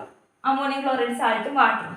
ഓക്കെ, സോ ഇനീഷ്യലി എന്ത് ചെയ്യാണ് നമ്മൾ നേരത്തെ സ്ട്രോങ് ആസിഡിന്റെ സ്ട്രോങ് ബേസിന്റെ കേസിൽ പറഞ്ഞതുപോലെ തന്നെ കണ്ടക്ടൻസ് കൂടുതലാണ് H+ അയോണിലുണ്ട് HClന്റെ. പിന്നെ ഞാൻ അമോണിയം ഹൈഡ്രോക്സൈഡ് ആഡ് ചെയ്യുന്നതിനനുസരിച്ച് അത് ന്യൂട്രലൈസ് ചെയ്തിട്ട് അമോണിയം ക്ലോറൈഡ് ആയിക്കൊണ്ടിരിക്കുകയും അപ്പോൾ കണ്ടക്ടൻസ് എന്ത് ചെയ്യും, കുറഞ്ഞ് വരും. ഒരു പർട്ടിക്കുലർ പോയിന്റ് എൻഡ് പോയിന്റ് വരെ കണ്ടക്ടൻസ് കുറഞ്ഞിട്ട് വരും. പിന്നീട് അത് സംഭവിക്കും, അത് കഴിഞ്ഞ് കഴിഞ്ഞാൽ ഞാൻ ഫെർദർ അമോണിയം ഹൈഡ്രോക്സൈഡ് ആഡ് ചെയ്യുന്നത് അല്ലേ. അപ്പോൾ എക്സ്ട്രാ അമോണിയം ഹൈഡ്രോക്സൈഡ് ആണ് ഉണ്ടാവുക. അപ്പോൾ നമ്മൾ വിചാരിക്കും NH4+ഉം OH- അയോണായിട്ട് മാറൂല, അതുകൊണ്ട് OH- അയോണിന്റെ കോൺസെൻട്രേഷൻ കൂടില്ല, അപ്പോൾ V ഷേപ്പ് ഗ്രാഫ് വരുമോ എന്നൊക്കെ വിചാരിക്കും. പക്ഷേ അമോണിയം ഹൈഡ്രോക്സൈഡ് എന്ന് പറയുന്നത് വീക്ക് ബേസ് ആണ്. വീക്ക് ബേസ് ആയതുകൊണ്ട് NH4+ഉം കംപ്ലീറ്റ് ആയിട്ട് OH- ആയിട്ട് കംപ്ലീറ്റ് ഡിസോസിയേഷൻ അവിടെ നടക്കില്ല. അതുകൊണ്ട് തന്നെ നമുക്ക് OH- അയോൺ വേറെ തന്നെ കിട്ടുമോ, അതിന്റെ കണ്ടക്ടൻസ് കൂടുതലായിരിക്കുമോ, ഒന്നും ചെയ്യില്ല. ഓക്കെ, അപ്പോൾ നമുക്ക് ഓൾമോസ്റ്റ് നമുക്ക് ഒരു കോൺസ്റ്റന്റ് പോലത്തെ ഒരു ഗ്രാഫാണ് കിട്ടുക. മീൻസ് ഇത് കംപ്ലീറ്റ്ലി ഡിസോസിയേറ്റിംഗ് അല്ല അമോണിയം ഹൈഡ്രോക്സൈഡ്. സോ അതിന്റെ കണ്ടക്ടൻസിൽ വലിയ മാറ്റമൊന്നും ഉണ്ടാവില്ല, അത് ഇൻക്രീസിങ്ങും അല്ല ഡിക്രീസിങ്ങും ആയിരിക്കില്ല, ഒരു ഓൾമോസ്റ്റ് കോൺസ്റ്റന്റ് രീതിയിൽ പോകും. ഇതാണ് സ്ട്രോങ് ആസിഡ് വീക്ക് ബേസിന്റെ ഗ്രാഫ് വരുന്നത്, ഇങ്ങനെയാണ്. ഓക്കെ, സോ ഇതിന്റെ ഒരു കേസ് എന്ന് പറയുന്നത് കണ്ടക്ടൻസ് ഫസ്റ്റ് ഡിക്രീസ് ചെയ്തിട്ട് പിന്നെ ഒരു ഓൾമോസ്റ്റ് കോൺസ്റ്റന്റ് എന്ന രീതിയിലാണ് പോകുന്നത്. കാരണം first initially means ammonium hydroxide add ചെയ്യുന്നതിന് മുന്നേ ആണെങ്കിൽ കാരണം നല്ല കണ്ടക്ടൻസ് കഴിക്കാൻ കാരണം അതായത് H+ അയോൺ ഉണ്ടായതുകൊണ്ടാണ്. പിന്നീട് H+ അയോണിന്റെ കോൺസെൻട്രേഷൻ കുറയുന്നത് അമോണിയം ഹൈഡ്രോക്സൈഡ് ആഡ് ചെയ്യുന്നതിനനുസരിച്ചിട്ട് കുറയുന്നതിനനുസരിച്ച് കണ്ടക്ടൻസ് കുറയും. ഒരു എൻഡ് പോയിന്റ് എത്തിക്കഴിഞ്ഞാൽ പിന്നെ കോൺസ്റ്റന്റ് ആയിരിക്കും, കാരണം പിന്നെ അവിടെ H+ അയോണേ ഇല്ല, പിന്നെ അവിടെ ബാക്കിയുള്ളത് അമോണിയം ഹൈഡ്രോക്സൈഡ് ആണ്. അപ്പോൾ അത് കംപ്ലീറ്റ് ആയിട്ട് ഡിസോസിയേറ്റ് ചെയ്യൂല. അപ്പോൾ നമുക്ക് OH- അയോണിന്റെ കണ്ടക്ടൻസ് കിട്ടില്ല, നമുക്ക് ഓൾമോസ്റ്റ് കോൺസ്റ്റന്റ് ആയിട്ടുള്ള ഒരു കണ്ടക്ടൻസ് ആണ് കിട്ടുക. അപ്പോൾ ഇതാണ് സ്ട്രോങ് ആസിഡ് വീക്ക് ബേസിന്റെ ഗ്രാഫ് വരുന്നത്. ഇനി പറയേണ്ട ബാക്കിയുള്ളത് വീക്ക് ആസിഡ് വീക്ക് ബേസ് ആണത്. അത്ര ഇമ്പോർട്ടൻ്റ് ഒന്നല്ല വീക്ക് ആസിഡ് വീക്ക് ബേസ് എന്ന് പറയുന്നത്. വീക്ക് ആസിഡ് ആയിട്ട് നമുക്ക് അസറ്റിക് ആസിഡ് തന്നെ എടുക്കാം. സ്ട്രോങ് വീക്ക് ബേസ് ആയിട്ട് നമുക്ക് അമോണിയം ഹൈഡ്രോക്സൈഡ് തന്നെ എടുക്കാം. അപ്പോൾ weak acid acetic acid CH3COOH weak base. So നമുക്കറിയാം അസറ്റിക് ആസിഡും എന്തല്ല കംപ്ലീറ്റ്ലി ഡിസോസിയേറ്റിംഗ് അല്ല, അമോണിയം ഹൈഡ്രോക്സൈഡും കംപ്ലീറ്റ്ലി ഡിസോസിയേറ്റിംഗ് അല്ല. സോ എന്ത് ചെയ്യുന്ന വെച്ച് കഴിഞ്ഞാൽ CH3COOHും അമോണിയം ഹൈഡ്രോക്സൈഡും കൂടി റിയാക്ട് ചെയ്ത് കഴിഞ്ഞാൽ നമുക്ക് കിട്ടുക CH3COONH4ഉം വാട്ടറുമാണ് കിട്ടുക. ഓക്കെ, ഇങ്ങനെയാണ് നമുക്ക് കിട്ടുക. അപ്പോൾ ഇതിൻ്റെ ഗ്രാഫ് എന്ന് പറയുന്നത് നമ്മൾ വോളിയം ആഡ് ചെയ്യുന്നതിനനുസരിച്ചിട്ട് ഇപ്പം ആദ്യം നമുക്കൊരു പർട്ടിക്കുലർ അസറ്റിക് ആസിഡിൻ്റെ ഒരു കോൺസെൻട്രേഷൻ മീൻസ് കണ്ടക്റ്റൻസ് കാണിക്കും. ഇനീഷ്യലി ഇവിടെ എന്താ ഉള്ളത്? അസറ്റിക് ആസിഡ് ആണ് ഉള്ളത്, CH3COOH. ടൈട്രൻ്റ് ആയിട്ട് നമ്മൾ എടുക്കുന്നത് എന്താണ്? അമോണിയം ഹൈഡ്രോക്സൈഡ് ആണ്. അപ്പോൾ ഇനീഷ്യലി അസറ്റിക് ആസിഡ് കുഞ്ഞ് കണ്ടക്റ്റൻസ് കാണിക്കും, പിന്നെ അവിടെ ചെറിയൊരു ഡിക്രീസിങ് കാണിക്കും, പിന്നെ ഇൻക്രീസ് ചെയ്യും, പിന്നെ ഓൾമോസ്റ്റ് ഒരു കോൺസ്റ്റന്റ് പോലെ പോകും. ഇതാണ് ഗ്രാഫ്, വീക്ക് ആസിഡ് വീക്ക് ബേസിന്റെ ഗ്രാഫ് വരുന്നത്. ഇത് എന്തുകൊണ്ട് ഇങ്ങനെ വരുന്നത് വെച്ച് കഴിഞ്ഞാൽ ഇവിടെ ഇപ്പോൾ അസറ്റിക് ആസിഡ് ആണെങ്കിൽ കംപ്ലീറ്റ്ലി ഡിസോസിയേറ്റ് ചെയ്യില്ലെങ്കിലും ചെറിയ ഡിസോസിയേഷൻ പ്രകാരം CH3COO- H+ ഉണ്ടാവും അല്ലെ. കംപ്ലീറ്റ് ഡിസോസിയേറ്റ് ചെയ്യില്ല, പാർഷ്യൽ ഡിസോസിയേഷൻ ഉണ്ടാവും. അപ്പോൾ ഇവിടെ ഒരു കോമൺ അയോൺ ഉണ്ട്, ഇവിടെയും കോമൺ അയോൺ ഉണ്ട്. അപ്പോൾ കോമൺ അയോൺ എഫക്റ്റ് കാണിക്കുന്ന പറയുന്നത് വീക്ക് ആസിഡ് വീക്ക് ബേസിന്റെ കേസിൽ കോമൺ അയോൺ എഫക്റ്റ് കാണിക്കുമ്പോൾ ആദ്യം ചെറിയൊരു ഡിക്രീസിങ് കാണിക്കും കണ്ടക്റ്റൻസിൽ, കോമൺ അയോൺ എഫക്റ്റ് കാരണമാണത്. ഓക്കെ, അത് കഴിഞ്ഞ് കഴിഞ്ഞാൽ ഈ CH3CO-NH4+ അയോൺസ് ഉണ്ടല്ലോ, അതിൻ്റെ ഇൻക്രീസിങ് കാണിക്കും. പിന്നെ ആ എൻഡ് പോയിന്റ് കഴിഞ്ഞ് കഴിഞ്ഞാൽ അമോണിയം ഹൈഡ്രോക്സൈഡ് മാത്രമേ ബാക്കി ഉണ്ടാവും. അമോണിയം ഹൈഡ്രോക്സൈഡ് നമ്മൾ നേരത്തെ പറഞ്ഞാൽ അത് കോൺസ്റ്റന്റ് ആയിട്ട് പോവുകയുള്ളൂ, കാരണം കണ്ടക്റ്റൻസിൽ ഇൻക്രീസിങ് ഒന്നും ഇല്ല. ഓക്കെ, സോ ഇതിന്റെ കേസിൽ എന്ന് പറയുമ്പോൾ CH3CO-NH4+ ആവുന്ന സമയത്ത് ചെറിയ കണ്ടക്റ്റൻസ് കാണിക്കുന്നുണ്ട്. എന്തുകൊണ്ടാണ്? കണ്ടക്റ്റൻസ് ചെറിയ ഇൻക്രീസിങ് ഉണ്ട്, കാരണം ഇത് അത്യാവശ്യം എന്ത് ചെയ്ത് ഡിസോസിയേറ്റ് ചെയ്ത് നിൽക്കും, CH3CO-NH4+ ആയിട്ട് നിൽക്കും. അപ്പം ചെറിയ അമോണിയം അയോണിന്റെ കണ്ടക്റ്റൻസ് ആണ് ചെറിയൊരു ഇൻക്രീസിങ് ഇവിടെ വരുന്നത്. ഓക്കെ, സോ ഇവിടെ ഇത് ഫോം ചെയ്യുന്നതിനനുസരിച്ചാണ് ചെറിയൊരു ഇൻക്രീസിങ് വരുന്നത്. കംപ്ലീറ്റ്ലി ന്യൂട്രലൈസ് ചെയ്ത് കഴിഞ്ഞാൽ പിന്നെ അമോണിയം ഹൈഡ്രോക്സൈഡിന്റെ കണ്ടക്റ്റൻസ് കോൺസ്റ്റന്റ് ആയിട്ട് കാണിക്കുകയാണ് ചെയ്യുന്നത്. ഇതാണ് വീക്ക് ആസിഡ് വീക്ക് ബേസിന്റെ കേസ്. ഇപ്പൊ 4 ഗ്രാഫ് ഉണ്ട്. 4 ഗ്രാഫ് കണ്ടാൽ സ്ട്രോങ് ആസിഡ് സ്ട്രോങ് ബേസ് ആണോ, വീക്ക് ആസിഡ് വീക്ക് ബേസ് ആണോ എന്നുള്ളത് നമുക്ക് ഐഡന്റിഫൈ ചെയ്യാൻ പറ്റണം. ഇത്രയാണ് കണ്ടക്ടോമെട്രിയിൽ നമുക്ക് പഠിക്കാനുള്ളത്. അപ്പോൾ കണ്ടക്ടോമെട്രിയിൽ അതിന്റെ ഇൻസ്ട്രുമെന്റേഷൻ, ബേസിക് പ്രിൻസിപ്പിൾസ്, ഈ 4 എണ്ണം വീക്ക് ആസിഡും വീക്ക് ബേസും, സ്ട്രോങ് ആസിഡും സ്ട്രോങ് ബേസും, സ്ട്രോങ് ആസിഡും വീക്ക് ബേസും, അതുപോലെ തന്നെ വീക്ക് ആസിഡും സ്ട്രോങ് ബേസും, 4 എണ്ണം. ഈ 4 എണ്ണമാണ് നമുക്ക് അതിൻ്റെ ഗ്രാഫ് അതെങ്ങനെ വരുന്നു എന്നുള്ളത്. ഓക്കെ, ഓൾമോസ്റ്റ് ഈ ഗ്രാഫ് എങ്ങനെ വരച്ചു എന്ന് ക്ലിയർ ആയി എന്നാണ് വിചാരിക്കുന്നത്. നെക്സ്റ്റ് നമുക്ക് പഠിക്കാനുള്ളത് പൊട്ടൻഷ്യോമെട്രി ആണ്. പൊട്ടൻഷ്യോമെട്രി ഓൾമോസ്റ്റ് നമ്മുടെ കണ്ടക്ടോമെട്രി പോലെ തന്നെയാണ്. നമുക്ക് അൺനോൺ സൊല്യൂഷന്റെ കോൺസെൻട്രേഷൻ കണ്ടുപിടിക്കാൻ വേണ്ടിയിട്ടാണ് പൊട്ടൻഷ്യോമെട്രിക് ടൈട്രേഷൻസ് യൂസ് ചെയ്തത്, പൊട്ടൻഷ്യോമെട്രിക് ടൈട്രേഷൻസ്. ഓക്കെ, സോ കണ്ടക്ടോമെട്രിയിൽ നമ്മൾ കണ്ടക്ടോമെട്രിക് ടൈട്രേഷൻ യൂസ് ചെയ്തുകൊണ്ട് അൺനോൺ സൊല്യൂഷന്റെ കോൺസെൻട്രേഷൻ കണ്ടുപിടിച്ചതുപോലെ പൊട്ടൻഷ്യോമെട്രിയിൽ അൺനോൺ സൊല്യൂഷന്റെ കോൺസെൻട്രേഷൻ നമ്മൾ കണ്ടുപിടിക്കും പൊട്ടൻഷ്യോമെട്രിക് ടൈട്രേഷൻസ് യൂസ് ചെയ്ത്. അതായത് ഇവിടെ വോൾട്ടേജ് ആണ് മെഷർ ചെയ്യുന്നത്, പൊട്ടൻഷ്യൽ എത്രയാണെന്നുള്ളതാണ് മെഷർ ചെയ്യുന്നത്. നേരത്തെ നമ്മൾ കണ്ടക്ടോമെട്രിയിൽ കണ്ടക്റ്റൻസ് മെഷർ ചെയ്തതുപോലെ ഇവിടെ വോൾട്ടേജ് മെഷർ ചെയ്തിട്ട് അതിനനുസരിച്ച് അൺനോൺ കോൺസെൻട്രേഷൻ കണ്ടുപിടിക്കുന്നതേ ഉള്ളൂ. സോ ബേസിക് പ്രിൻസിപ്പിൾ എന്താണെന്ന് വെച്ച് കഴിഞ്ഞാൽ change in potential of the indicator ഇലക്ട്രോഡിൽ എത്ര പൊട്ടൻഷ്യൽ ചേഞ്ച് ചെയ്യുന്നുണ്ട് എന്നുള്ളത്. അപ്പോൾ നമ്മൾ ഓൾമോസ്റ്റ് നമ്മൾ പ്യൂരിറ്റിന് ആഡ് ചെയ്യുന്നതിനനുസരിച്ചിട്ട് ഈ നേരത്തെ നമ്മൾ കണ്ടക്റ്റൻസിൽ എന്ത് മാറ്റാണോ വന്നത് അതുപോലെ തന്നെ പൊട്ടൻഷ്യലിൽ എന്ത് മാറ്റാണോ വരുന്നത് എന്നുള്ളതാണ് മെഷർ ചെയ്യാൻ പോകുന്നത്. ഓക്കെ, സോ ഇവിടെ പൊട്ടൻഷ്യോമെട്രിയിൽ നമ്മൾ പറയുന്നത് ഇപ്പോൾ ഇതിന്റെ ഇൻസ്ട്രുമെന്റേഷൻ ആണ്. ബേസിക് പ്രിൻസിപ്പിൾ എന്ന് പറഞ്ഞു കഴിഞ്ഞാൽ ഇൻഡിക്കേറ്റർ ഇലക്ട്രോഡിലുള്ള പൊട്ടൻഷ്യലിന്റെ ചേഞ്ച് ആണ് മെഷർ ചെയ്യുന്നത്.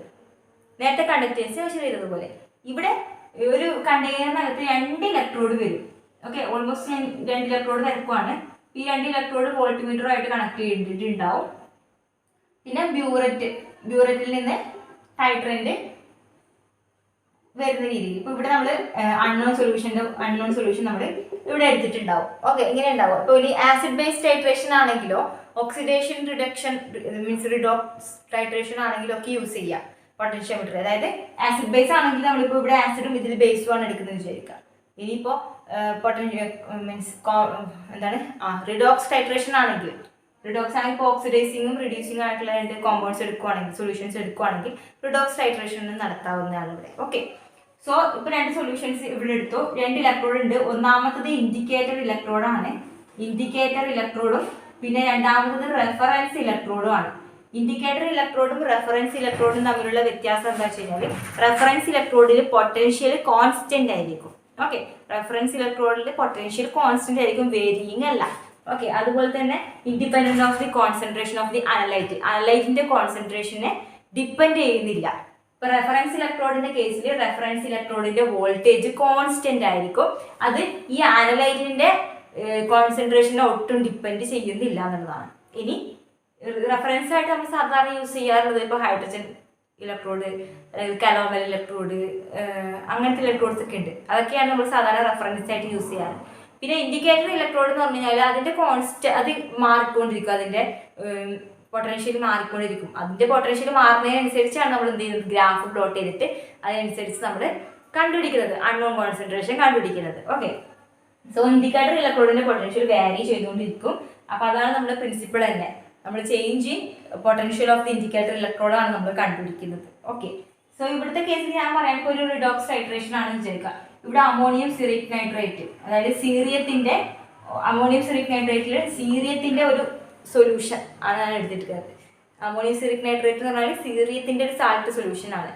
നെക്സ്റ്റ് ഇവിടെ ഞാൻ എടുത്തിരിക്കുന്നത് അയേണിന്റെ ഒരു സൊല്യൂഷൻ ആണ്. ഇപ്പൊ FeSO4 ആണെന്ന് വിചാരിക്കുക, ഫെറസൾഫേറ്റ് എന്തെങ്കിലും അയേണിന്റെ ഒരു സൊല്യൂഷൻ ആണെന്ന് വിചാരിക്കുക. ഇവിടെ നടക്കാൻ പോകുന്ന റിയാക്ഷൻ എങ്ങനെയായിരിക്കും ഉണ്ടാവുക, ഇപ്പൊ സീറിയം 4+ ആണ് ഉണ്ടാവുക, അത് ഈ Fe2+ ആയിട്ട് റിയാക്ട് ചെയ്ത് അതിനെ ഓക്സിഡൈസ് ചെയ്തിട്ട് Fe3+ഉം അതുപോലെ തന്നെ സീറിയം 3+ ആയിട്ട് മാറും. അതായത് ഇവിടെ റിഡക്ഷൻ നടക്കും, ഇവിടെ ഓക്സിഡേഷൻ നടക്കും. ഇങ്ങനെയാണ് റിയാക്ഷൻ നടക്കുക റിഡോക്സ് ടൈട്രേഷൻ ആണെങ്കിൽ. ഓക്കെ, ഇപ്പൊ റിഡോക്സ് ടൈട്രേഷൻ ആണെങ്കിൽ സീറിയം +4 സ്റ്റേജിലുള്ള ഒരു സൊല്യൂഷനും ഇവിടെ Fe+2 സ്റ്റേറ്റിലുള്ള ഒരു സൊല്യൂഷനാണ് എടുക്കുന്നത്. അപ്പൊ Feക്ക് എന്ത് സംഭവിക്കും, ഓക്സിഡേഷൻ സംഭവിക്കും. കറസ്പോണ്ടിങ് ആയിട്ടുള്ള സീറിയത്തിന് എന്ത് സംഭവിക്കും, റിഡക്ഷൻ സംഭവിക്കും. ഇതിനാണ് റിഡോക്സ് ടൈട്രേഷൻ എന്ന് പറയുന്നത്. ഓക്കെ, അപ്പൊ ഈ ടൈട്രേഷൻ നടക്കുന്ന സമയത്ത് നമുക്ക് എൻഡ് പോയിന്റ് എങ്ങനെയാണ് നമ്മൾ കണ്ടുപിടിക്കുക എന്നുള്ളതാണ്. നമ്മളിപ്പോ ഗ്രാഫ് വരക്കുവാണെങ്കിൽ ഇപ്പൊ ഇനീഷ്യലി നമ്മൾ വോളിയം ഓഫ് ദ ടൈട്രന്റ്, ഏത് ടൈട്രന്റ് ആണ് യൂസ് ചെയ്തത് അതിന്റെ വോളിയം ഓഫ് ടൈട്രന്റും നേരത്തെയുള്ള കണ്ടക്ടൻസിന് പകരം ഇവിടെ ഞാൻ പൊട്ടൻഷ്യൽ ആണ് യൂസ് ചെയ്തത്. ഓക്കെ, പൊട്ടൻഷ്യൽ ഇ എന്ന് കൊടുക്കാം നമുക്ക്. ഓക്കെ, പൊട്ടൻഷ്യൽ വേഴ്സസ് ഈ ഗ്രാഫ് നമുക്കൊരു സിഗ്മോയിഡ് ഗ്രാഫ് കിട്ടും, ഒരു സിഗ്മോയിഡ് ഗ്രാഫ്. അതായത് ഇനീഷ്യലി സ്മോൾ ആയി നമ്മൾ വോളിയം ആഡ് ചെയ്യുന്നതിനനുസരിച്ച് ചെറിയ പൊട്ടൻഷ്യൽ ഇൻക്രീസ് മാത്രമേ ഉണ്ടാവുള്ളൂ. പെട്ടെന്ന് ഒരു സഡൻ ഇൻക്രീസ് വരും പൊട്ടൻഷ്യലിൽ, പിന്നെ ഓൾമോസ്റ്റ് കോൺസ്റ്റന്റ് പോലെ സിഗ്മോയിഡ് ആയിട്ടുള്ള കർവാണ് വരിക. അപ്പൊ ഇതിന്റെ മിഡിൽ പോർഷൻ ഏതാണോ, മിഡിൽ പോർഷനിൽ നിന്ന് താഴോട്ട് വരച്ച് കഴിഞ്ഞാൽ നമുക്ക് അൺനോൺ സൊല്യൂഷന്റെ കോൺസെൻട്രേഷൻ, അതായത് FeSO4 എന്ന് പറയുന്നത് എത്ര എമൗണ്ട് ഉണ്ട് എന്നുള്ളത് നമുക്ക് കണ്ടുപിടിക്കാൻ പറ്റും. ഓക്കെ, അപ്പൊ അൺനോൺ സൊല്യൂഷന്റെ കോൺസെൻട്രേഷൻ നമുക്ക് ഇതിലൂടെ കണ്ടുപിടിക്കാൻ കഴിയും. അപ്പൊ എങ്ങനെയാണ് നമ്മൾ ഈ സിറിയത്തിന്റെ സൊല്യൂഷൻ, അല്ലെങ്കിൽ ആസിഡ് ബേസ് ടൈട്രേഷൻ ആണെങ്കിൽ ആസിഡും ബേസും, അപ്പൊ ഈ സൊല്യൂഷൻ ടൈട്രന്റും അനലൈറ്റും. അപ്പൊ അനലൈറ്റിലേക്ക് ഞാൻ ടൈട്രന്റ് ആഡ് ചെയ്തുകൊണ്ടിരിക്കുന്നതിനനുസരിച്ചിട്ട് ഇൻഡിക്കേറ്റർ ഇലക്ട്രോഡിലുള്ള പൊട്ടൻഷ്യൽ വാരി ചെയ്തുകൊണ്ടിരിക്കുന്നുണ്ട്. അപ്പോൾ ഞാൻ എത്ര വോളിയം ആഡ് ചെയ്യുന്നുണ്ടോ അതിനനുസരിച്ച് അതിനുള്ള പൊട്ടൻഷ്യൽ മെഷർ ചെയ്തുകൊണ്ടിരിക്കുക. പൊട്ടൻഷ്യൽ ആദ്യം ചെറിയ ചെറിയ ഇൻക്രീസ് ചെയ്തിട്ടുള്ളൂ, പെട്ടെന്ന് ഒരു ഇൻക്രീസിങ് വരും, സഡൻ ഇൻക്രീസിങ് വരും, പിന്നെ അത് ഓൾമോസ്റ്റ് കോൺസ്റ്റന്റ് പോലെ തന്നെ പോവുകയും ചെയ്യും. അപ്പൊ ഈ സഡൻ ഇൻക്രീസിന്റെ മിഡിൽ പോയിന്റിൽ നിന്ന് താഴോട്ട് നമ്മൾ എക്സ്ട്രാപൊലേറ്റ് ചെയ്ത് ജസ്റ്റ് വരച്ച് കഴിഞ്ഞാൽ നമുക്ക് വോളിയം കിട്ടും, അൺനോൺ സൊല്യൂഷൻ അൺനോൺ കോൺസെൻട്രേഷൻ എത്രയാണെന്ന് കിട്ടും. ഇതാണ് പൊട്ടൻഷ്യോമീറ്ററിനോട് മീൻ ചെയ്യുന്നത്. ഇത്രയേ ഉള്ളൂ ഇതിന് ഇൻസ്ട്രുമെന്റേഷൻ ബേസിക് പ്രിൻസിപ്പിൾ. ഇത്രയും സിമ്പിൾ ആയിട്ടാണ് പറഞ്ഞിരുന്നത്, കാരണം നമുക്ക് ഒരുപാട് പഠിക്കാനില്ല അതിനകത്ത് നിന്ന്. പിന്നെ പ്രീവിയസ് ഇയർ ക്വസ്റ്റ്യൻസും കണ്ടിട്ടില്ല, ബിക്കോസ് ഇത് പുതിയ ടോപ്പിക് ആയതുകൊണ്ടായിരിക്കണം. അപ്പോൾ ക്വസ്റ്റ്യൻസ് വരുവാണെങ്കിൽ കൂടി ഈ ഒരു ഏരിയയിൽ നിന്ന് basic principle instrumentation simple questions, നമുക്ക് സാധാരണ തിയറി പഠിച്ചു കഴിഞ്ഞാൽ ചോദിക്കുന്ന ക്വസ്റ്റ്യൻസ് മാത്രമേ വരുള്ളൂ. സോ ഇതിന്റെ ഗ്രാഫ് നമുക്ക് ആക്യുറേറ്റ് ആയിട്ട് കിട്ടണമെന്നുണ്ടെങ്കിൽ ഇപ്പൊ നമ്മളിപ്പോ ആക്യുറേറ്റ് ആയിട്ട് നമുക്ക് കിട്ടില്ല. ഇപ്പൊ നമ്മളിപ്പോ ഓൾമോസ്റ്റ് ഒരു മിഡിൽ പോയിന്റ് കണ്ടിട്ട് താഴോട്ട് വരക്കുന്നത്, അപ്പൊ നമുക്ക് ആക്യുറേറ്റ് ആയിട്ട് കിട്ടില്ല അല്ലെ. അപ്പൊ ആക്യുറേറ്റ് മെഷർമെന്റിന് വേണ്ടിയിട്ട് നമ്മൾ ΔE/ΔVയും വേഴ്സസ് വോളിയം ഓഫ് ദ ടൈട്രന്റും ΔE/ΔV കണ്ടിട്ട്, ΔE ചേഞ്ച് ഇൻ വോളിയവും change in potential divide by change in volume കണ്ടിട്ട് ആ വാല്യൂ ആയിട്ട് വോളിയം നമ്മൾ എന്താണ് ഗ്രാഫ് വരക്കുവാണെങ്കിൽ നമുക്ക് ഇങ്ങനെ കിട്ടും, ഒരു ഓൾമോസ്റ്റ് ഇങ്ങനെ ഒരു ഗ്രാഫാണ് കിട്ടുക. അപ്പോൾ നമുക്ക് ഒരു ഷാർപ്പ് ഇൻക്രീസ് കിട്ടും. ആ ഷാർപ്പ് ഇൻക്രീസിന് കറക്റ്റ് താഴോട്ട് വരച്ച് കഴിഞ്ഞാൽ അൺനോൺ കോൺസെൻട്രേഷൻ എത്രയുണ്ട് എന്നുള്ളത് നമുക്ക് കിട്ടും. ഓക്കെ, അപ്പോൾ സാധാരണ സിഗ്മോയിഡ് കർവാണ് കിട്ടുക. ഡയറക്റ്റ് പൊട്ടൻഷ്യലും വോളിയം ആണ് ചെയ്യുന്നതെങ്കിൽ change in potential by change in volume എന്ന വാല്യൂ കണ്ടിട്ട് ആ വാല്യൂ ആയിട്ട് വോളിയം നമ്മൾ ഗ്രാഫ് വരക്കുവാണെങ്കിൽ നമുക്ക് ആക്യുറേറ്റ് ആയിട്ടുള്ളൊരു ഷാർപ്പ് ഇൻക്രീസിങ് കാണാൻ പറ്റും. ആ ഷാർപ്പ് ഇൻക്രീസിങ് ഡയറക്റ്റ് വരച്ചാൽ ആക്യുറേറ്റ് ആയിട്ട് നമുക്ക് കിട്ടും എത്ര അൺനോൺ കോൺസെൻട്രേഷൻ ഉണ്ട് എന്നുള്ളത്. ഓക്കെ, അപ്പോൾ ഇതാണ് പൊട്ടൻഷ്യോമെട്രിയിൽ പറയുന്ന കാര്യങ്ങൾ. ഇത്ര മാത്രമേ ഉള്ളൂ പൊട്ടൻഷ്യോമെട്രിയിൽ. Change in means change in potential of the indicator ഇലക്ട്രോഡാണ് നമ്മൾ കണ്ടുപിടിക്കുന്നത്. അത് വെച്ചിട്ടാണ് നമ്മൾ എന്ത് ചെയ്യുന്നത്, ഗ്രാഫ് പ്ലോട്ട് ചെയ്തത്. ഗ്രാഫിൽ നിന്ന് നമുക്ക് അൺനോൺ കോൺസെൻട്രേഷൻ കണ്ടുപിടിക്കാൻ പറ്റും. ഇപ്പോൾ കണ്ടക്ടൻസ് പൊട്ടൻഷ്യോമെട്രി തമ്മിൽ ചെറിയ വ്യത്യാസമുള്ളൂ. അവിടെ കണ്ടക്ടൻസ് മെഷർമെൻ്റ് ആണ് നടക്കുന്നത്, ഇവിടെ പൊട്ടൻഷ്യലിൻ്റെ മെഷർമെൻ്റ് ആണ് നടക്കുന്നത് എന്നുള്ളത്. നെക്സ്റ്റ് പഠിക്കാനുള്ളത് UV വിസിബിൾ സ്പെക്ട്രോഫോട്ടോമീറ്റർ ആണ്. UV വിസിബിൾ സ്പെക്ട്രോഫോട്ടോമീറ്ററിൻ്റെ കേസിൽ പറയാനുള്ളത് നമുക്ക് ബിയർ ലാംബോഷ് ലോ അങ്ങനത്തെ കുറച്ച് കാര്യങ്ങൾ UV വിസിബിളിൻ്റെ മീൻസ് ബേസിക് ആയിട്ടുള്ള കുറച്ച് കാര്യങ്ങൾ നമുക്ക് പറയാനുണ്ട്. ബട്ട് അത് നമുക്ക് ഒന്നാമത് സ്പെക്ട്രോസ്കോപ്പി എന്ന് പറഞ്ഞിട്ട് ഒരു ടോപ്പിക് ഉണ്ട്. അപ്പോൾ അതിനകത്ത് ഡീറ്റെയിൽ ആയിട്ട് പറയാം. ആ ഭാഗത്ത് കുറച്ച് പ്രീവിയസ് ഇയർ ക്വസ്റ്റ്യൻസ് ഒക്കെ ഉണ്ട്. ഇൻസ്ട്രുമെന്റിൽ നിന്ന് ഇത് ഇൻസ്ട്രുമെന്റേഷൻ മാത്രമാണ് ഇപ്പോൾ ഇൻസ്ട്രുമെന്റൽ മെത്തേഡിൽ പറയുന്നത്. അപ്പോൾ അതിൻ്റെ ബേസിക് ആയിട്ടുള്ള കാര്യങ്ങളൊക്കെയും ഇതാണ് ബിയർ ലാംബോർട്ട് ലോ പോലുള്ള കാര്യങ്ങളൊക്കെയും UV വിസിബിൾ സ്പെക്ട്രോമെട്രിൻ്റെ കാര്യങ്ങൾ സ്പെക്ട്രോസ്കോപ്പി എന്ന ടോപ്പിക് എടുക്കുമ്പോൾ നമുക്ക് ഡീറ്റെയിൽ ആയിട്ട് പറയാം. അപ്പോൾ ആ ഭാഗത്ത് നിന്ന് കുറച്ച് പ്രീവിയസ് ഇയർ ക്വസ്റ്റ്യൻസ് ഉണ്ട്. അപ്പോൾ അതിൻ്റെ കൂട്ടത്തിൽ ചെയ്ത് പോകുന്നതായിരിക്കും ബെറ്റർ ആവുക. അപ്പോൾ ഇപ്പോൾ ഞാൻ അത്രയും കാര്യങ്ങൾ ഡീറ്റെയിൽ ആയിട്ട് പോകുന്നില്ല. UV വിസിബിൾ സ്പെക്ട്രോഫോട്ടോമീറ്ററിൻ്റെ ഇൻസ്ട്രുമെന്റേഷൻ ഞാൻ ആദ്യം പറഞ്ഞുതരാം. ഇൻസ്ട്രുമെന്റേഷൻ പറയുന്നത് ലൈറ്റ്, സാധാരണ ഒരു ലൈറ്റ് നമ്മൾ പാസ് ചെയ്യുവാണ്, ഒരു മോണോക്രോമാറ്ററിലൂടെ പാസ് ചെയ്യും. മോണോക്രോമാറ്റർ എന്ന് പറയുമ്പോൾ പ്രിസ ആവാം, ഫിൽട്ടർ ആവാം, എന്തോ ആവാം. അപ്പോൾ മോണോക്രോമാറ്ററിലൂടെ പാസ് ചെയ്യാണ്. ആ പാസ് ചെയ്ത് ഇത് നമ്മൾ സാമ്പിളിലേക്ക് പാസ് ചെയ്യും. Sample to detector and recorder. Okay, sample to detector and recorder. ഇതാണ് സിമ്പിൾ ഇൻസ്ട്രുമെന്റേഷൻ എന്ന് പറയുന്നത് ഇതിൻ്റെ UV വിസിബിൾ സ്പെക്ട്രോഫോട്ടോമീറ്ററിൻ്റെ. അതായത് ആദ്യം നമ്മളൊരു ലൈറ്റ്, സാധാരണ ലൈറ്റ് പാസ് ചെയ്യുവാണ്. അപ്പോൾ ലൈറ്റ് നമ്മൾ പാസ് ചെയ്യുമ്പോൾ സാധാരണ ടങ്സ്റ്റൺ ലാമ്പൊക്കെ യൂസ് ചെയ്തിട്ടാണ് ലൈറ്റ് പാസ് ചെയ്തിട്ടുണ്ടാവുക. സോ ടങ്സ്റ്റൺ ലാമ്പൊക്കെ യൂസ് ചെയ്തിട്ട് പാസ് ചെയ്യുക. അപ്പോൾ ആ ടങ്സ്റ്റൺ ലാമ്പ് എന്ന് പറയുമ്പോൾ വൈറ്റ് ലൈറ്റ് ആണ് വരും അല്ലേ. അപ്പോൾ ആ വൈറ്റ് ലൈറ്റിനെ നമുക്ക് എന്ത് ചെയ്യണം, നമുക്ക് നാരോ ആയിട്ട് മാറ്റണം, നാരോ ലൈറ്റ് ആയിട്ട് മാറ്റണം. അതായത് വൈഡ് റേഞ്ചിലുള്ള വിടുത്തിലുള്ള ലൈറ്റ് വേണ്ട, നമുക്ക് നാരോ ലൈറ്റ് ആയിട്ട് മാറ്റണം. അപ്പോൾ സോ മോണോക്രോമാറ്ററിലൂടെ പാസ് ചെയ്യുന്നത് ഒന്നുകിൽ പ്രിസോ എന്തെങ്കിലും ഫിൽറ്ററോ എന്തെങ്കിലും ആയിരിക്കാം. പ്രിസത്തിലൂടെ പാസ് ചെയ്യുമ്പോൾ നമ്മുടെ സാമ്പിൾ ഉണ്ടാവും. ഇവിടെ ഏത് സാമ്പിളാണോ നമുക്ക് സ്പെക്ട്രോമീറ്റർ ഉപയോഗിച്ചുകൊണ്ട് കണ്ടുപിടിക്കേണ്ടത്, ഡിറ്റക്ട് ചെയ്യേണ്ടത്, ഏതിൻ്റെ പ്രോപ്പർട്ടീസ് ആണോ ഡിറ്റക്ട് ചെയ്യേണ്ടത്, അതിനെ നമ്മൾ എന്ത് ചെയ്യുക, സാമ്പിളായിട്ട് എടുക്കുക. പിന്നെ ആ സാമ്പിളിലൂടെ പാസ് ചെയ്ത് കഴിഞ്ഞാൽ ഡിറ്റക്ടറിലേക്ക് നമുക്ക് എത്തും. ഡിറ്റക്ടറിൽ ആ സിഗ്നൽ കണ്ടുപിടിക്കാൻ പറ്റും. നമുക്ക് ആ സിഗ്നൽ നമുക്ക് റെക്കോർഡ് ചെയ്തിട്ട് ആ സിഗ്നൽ യൂസ് ചെയ്തുകൊണ്ട് നമുക്ക് അതിനകത്ത് എത്ര ഫങ്ഷണൽ ഗ്രൂപ്പ് ഉണ്ട്, അത് ഏത് ബോണ്ടിങ് ആണ്, ഡബിൾ ബോണ്ട് ഉണ്ടോ, സിംഗിൾ ബോണ്ട് ഉണ്ടോ എന്നൊക്കെ നമുക്ക് കണ്ടുപിടിക്കാൻ പറ്റും. ഓക്കെ, അപ്പോൾ ആ ഒരു ഇപ്പോൾ ഏതെങ്കിലും ഒരു കോമ്പൗണ്ട് നിങ്ങൾ അൺനോൺ കോമ്പൗണ്ട് ആണെങ്കിൽ എങ്ങനെ കണ്ടുപിടിക്കുക എന്നുള്ളതാണ് ഇതിനകത്ത് പറയുന്നത്. ഓക്കെ, അൺനോൺ കോമ്പൗണ്ട് ആണെങ്കിൽ എങ്ങനെയാണ് നമുക്ക് UV വിസിബിൾ സ്പെക്ട്രോഫോട്ടോമീറ്റർ യൂസ് ചെയ്തുകൊണ്ട് കണ്ടുപിടിക്കാൻ പറ്റുക. സോ സാമ്പിളിലൂടെ നമ്മൾ ലൈറ്റ് പാസ് ചെയ്തിട്ട്, സാമ്പിളിൽ പാസ് ചെയ്തിട്ട് വരുന്ന ലൈറ്റ് ഉണ്ടല്ലോ, ആ ലൈറ്റിനെയാണ് നമ്മൾ എന്ത് ചെയ്യുന്നത്, ഇലക്ട്രിക്കൽ സിഗ്നലാക്കി മാറ്റിയിട്ട് ആ സിഗ്നലാണ് റെക്കോർഡ് ചെയ്തിട്ട് ആ ഗ്രാഫ് നോക്കിയിട്ടാണ് നമ്മൾ എന്തൊക്കെയുണ്ട് അതിനകത്ത് എന്ന് പറയുന്നത്.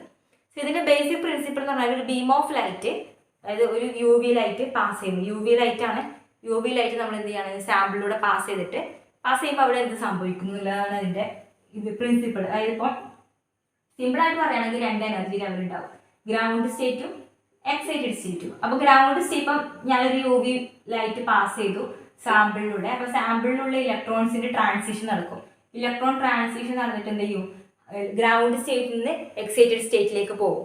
ആ ട്രാൻസിഷൻ നടക്കുന്ന സമയത്തുള്ള അബ്സോർപ്ഷൻ സ്പെക്ട്രയാണ് നമ്മൾ എന്ത് ചെയ്യുന്നത്, ഈ ഡിറ്റക്ടറിലൂടെ ഡിറ്റക്ട് ചെയ്തിട്ട് കണ്ടുപിടിക്കുന്നത്. അപ്പോൾ അതിനകത്ത് എന്തൊക്കെ ഫങ്ഷണൽ ഗ്രൂപ്പ് ഉണ്ട് എന്നൊക്കെയും കണ്ടുപിടിക്കുന്നത്. ഓക്കെ, അപ്പോൾ ഇവിടെ അബ്സോർപ്ഷൻ നടക്കും. ആ അബ്സോർപ്ഷൻ നടക്കുന്നതനുസരിച്ചുള്ള അബ്സോർപ്ഷൻ സ്പെക്ട്രയാണ് നമ്മൾ ഡിറ്റക്ട് ചെയ്യുന്നത്. സോ ഇതിൻ്റെ ബേസിക് പ്രിൻസിപ്പിൾ എന്ന് പറയുന്നത്, ഈ നമ്മൾ മെഷർ ചെയ്യുന്നത് ഈ ബീം ഓഫ് ലൈറ്റ് പാസ് ചെയ്ത് കഴിഞ്ഞിട്ട് ആ സാമ്പിളിൽ നടക്കുന്ന ഇതാണ് നമ്മൾ മെഷർ ചെയ്യുന്നത്. അതായത് ഇപ്പോൾ സാമ്പിളിൽ ഒരു ഇലക്ട്രോണിക് ട്രാൻസിഷൻ നടക്കുന്നുണ്ട് അല്ലേ, ഗ്രൗണ്ട് സ്റ്റേറ്റിൽ നിന്ന് എക്സൈറ്റഡ് സ്റ്റേറ്റിലേക്ക്. ആ ഒരു ട്രാൻസിഷനാണ് മെഷർ ചെയ്യുന്നത്. ഓക്കെ, അപ്പോൾ ആ ട്രാൻസിഷൻ നമ്മളൊരു സിഗ്നലാക്കി മാറ്റി ആ പ്ലോട്ട് ചെയ്ത് ആ പ്ലോട്ട് നമ്മൾ നോക്കുമ്പോഴാണ് നമുക്ക് അതിനകത്ത് എന്തൊക്കെ ഉണ്ട് എന്നുള്ളത് മനസ്സിലാവുക. ഇതാണ് ഏറ്റവും ബേസിക് ആയിട്ട് ഇങ്ങനെയാണ് നമുക്ക് പറയാൻ പറ്റുക സ്പെക്ട്രോഫോട്ടോമീറ്റർ എന്ന് പറഞ്ഞാൽ. ഓക്കെ, സോ ഇലക്ട്രോണിക് ട്രാൻസിഷൻ ആണ്. അപ്പോൾ ഞാൻ കുറച്ചുകൂടെ എലാബറേറ്റ് ചെയ്ത് പറയാനുള്ളത്. ഇപ്പോൾ സാധാരണ ഒരു എനർജി ലെവൽ ഞാൻ വരക്കുവാണ്. ഇപ്പോൾ സിഗ്മ എനർജി ലെവൽ ഉണ്ടാവും, പൈ എനർജി ലെവൽ ഉണ്ടാവും,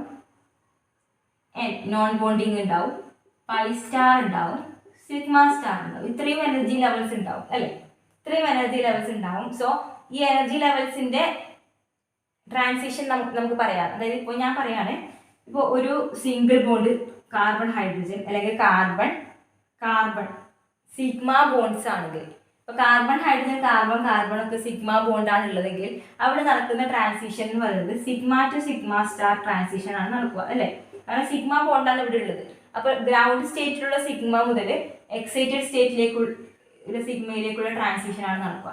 അപ്പോൾ CHO CC അതുപോലത്തെ സിംഗിൾ ബോണ്ട് സിഗ്മ ബോണ്ടാണ് ഉള്ളതെങ്കിൽ, ഒരു കോമ്പൗണ്ടിനകത്ത് ഒരു ക്രിസ്റ്റലിനകത്ത് സിഗ്മ ബോണ്ടാണ് ഉള്ളതെങ്കിൽ അവിടെ ഒരു മോണോക്രോമാറ്റിക് ലൈറ്റ് വന്ന് ഹിറ്റ് ചെയ്തിട്ട് പോകുമ്പോൾ അവിടെ നടക്കുന്ന transition sigma to sigma star അല്ലേ? സിഗ്മ ബോണ്ടിങ് ആണുള്ളത്. ഇപ്പോൾ സിഗ്മയിൽ നിന്ന് അതിൻ്റെ എക്സൈറ്റഡ് സ്റ്റേറ്റിലേക്കാണ് ട്രാൻസിഷൻ നടക്കുക.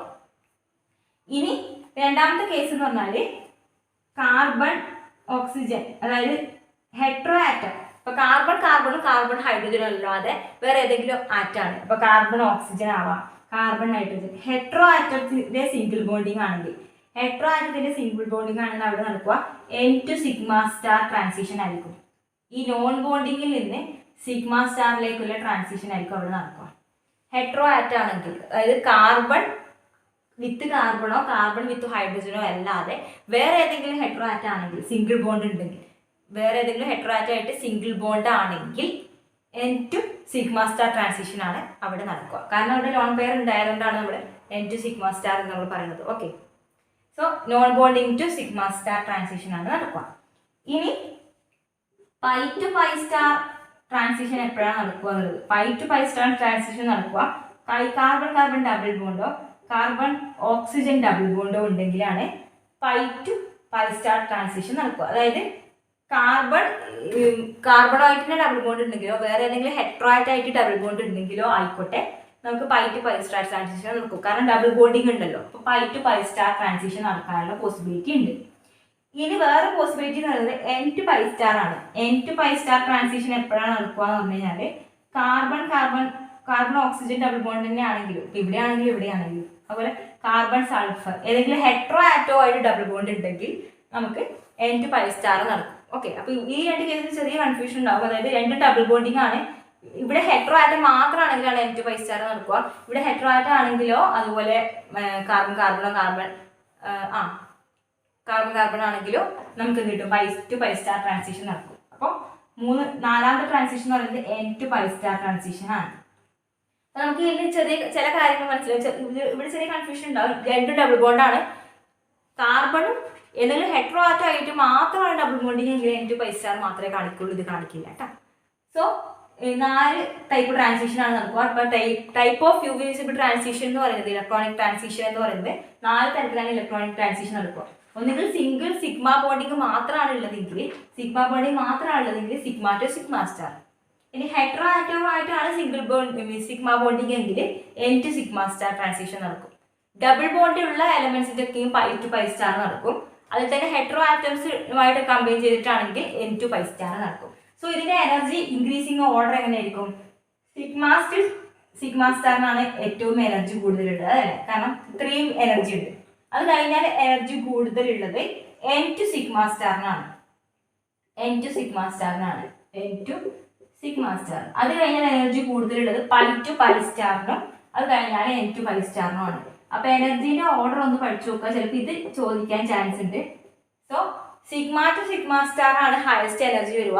അത് കഴിഞ്ഞാൽ N ടു സിഗ്മ സ്റ്റാർ, പിന്നെ പൈ ടു പൈ സ്റ്റാർ, പിന്നെ N ടു പൈ സ്റ്റാർ.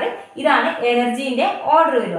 അപ്പൊ ഇത്രയും കാര്യങ്ങളാണ് നമുക്ക് യു വി വിസിബിളിൽ സിമ്പിൾ ആയിട്ട് പറയാനുള്ളത്. ഒന്നാമത് അതിന്റെ ഇൻസ്ട്രുമെന്റേഷൻ പറയാം, പിന്നെ അതിന്റെ പ്രിൻസിപ്പിൾ എന്താണ്, ബീം ഓഫ് ലൈറ്റ് പാസ് ചെയ്തിട്ടുള്ള ഇലക്ട്രോണിക് ട്രാൻസിഷൻ ആണ് നമ്മൾ സിഗ്നൽസ് ആയിട്ട് മെഷർ ചെയ്തത്. ഇതിനകത്ത് നമ്മൾ കണ്ടുപിടിക്കുന്നത് ഇവിടെ എന്തൊക്കെ ബോണ്ടിങ് ഉണ്ട്, സിംഗിൾ ബോണ്ടിങ് ആണോ, സിഗ്മ ബോണ്ടിങ് ആണോ, പൈ ബോണ്ടിങ് ഉണ്ടോ, അങ്ങനത്തെ കാര്യങ്ങൾ, എത്ര ഫംഗ്ഷണൽ ഗ്രൂപ്പ് ഉണ്ട് എന്നൊക്കെ കണ്ടുപിടിക്കാൻ പറ്റും. എങ്ങനെ കണ്ടുപിടിക്കാം? നമുക്ക് കിട്ടുന്ന സിഗ്നലിൽ pi to pi star transition ഉണ്ടെങ്കിൽ നമുക്ക് പറയാം അവിടെ പൈ ബോണ്ടിങ് ഉണ്ട് എന്നൊക്കെ പറയാം. അതുപോലെ സിഗ്മ സ്റ്റാർ ആണെങ്കിൽ നമുക്ക് അതിൽ നിന്ന് കണ്ടുപിടിക്കാൻ പറ്റും കാർബൺ സിംഗിൾ ബോണ്ട് ഉണ്ട്, കാർബൺ ഹൈഡ്രജൻ ബോണ്ടിങ് ഉണ്ട്, അതൊരു ഹൈഡ്രോ കാർബൺ ആണെന്നൊക്കെ പറയാൻ പറ്റും. പിന്നെ ഫങ്ഷണൽ ഗ്രൂപ്പ്സ് എന്തെങ്കിലും ഉണ്ടോ എന്നുള്ളത് ഈ ട്രാൻസിഷൻസ് യൂസ് ചെയ്തുകൊണ്ട് നമുക്ക് കണ്ടുപിടിക്കാം. അപ്പോൾ ട്രാൻസിഷൻസ് മനസ്സിലാക്കിയിട്ടാണ് നമ്മൾ അവിടെ മീൻസ് എന്തൊക്കെ ഫങ്ഷണൽ ഗ്രൂപ്പ്, എന്തൊക്കെ ബോണ്ടിങ് എന്നൊക്കെ UV വിസിബിൾ സ്പെക്ട്രോസ്കോപ്പിയിൽ മനസ്സിലാക്കുന്നത്. അപ്പോൾ ഇലക്ട്രോണിക് ട്രാൻസിഷൻസ് ആണ് UV വിസിബിളിൽ നടക്കുക. ഇലക്ട്രോണിക് ട്രാൻസിഷൻസിൻ്റെ ഈ ട്രാൻസിഷനും അതിൻ്റെ പ്ലോട്ടൊക്കെ നോക്കിയിട്ടാണ് നമ്മൾ ഫങ്ഷണൽ ഗ്രൂപ്പൊക്കെ ഐഡൻറ്റിഫൈ. നെക്സ്റ്റ് ഒരു ചെറിയ പോർഷനാണ്, അത് ഒരുപാട് പഠിക്കാനൊന്നുമില്ല. അനാലിസിസ് ഓഫ് സോയിൽ എങ്ങനെ അനാലിസ് ചെയ്യാന്നുള്ളത്. അപ്പോൾ സാധാരണ പല ടൈപ്പ് സോയിൽ ഉണ്ടാവും. സാധാരണ നമ്മളിപ്പോൾ ഒരു സോയിൽ പറയുകയാണെങ്കിൽ അതിനകത്ത് ഇനോർഗാനിക് ആയിട്ടുള്ള കോമ്പൗണ്ട്സ് ആണ്, മീൻസ് എലമെന്റ്സ് ആണ് അധികം ഉണ്ടാവുക സോയിലിനകത്ത്. ഇപ്പോൾ ഒരു സോയിലിന്റെ കോമ്പോസിഷൻ എന്ന് പറയുമ്പോൾ മെയിനായിട്ട് ഇനോർഗാനിക് ആയിട്ടുള്ള മെറ്റീരിയൽസ് ആണ് അതിനകത്ത് കൂടുതലായിട്ട് ഉണ്ടാവുക.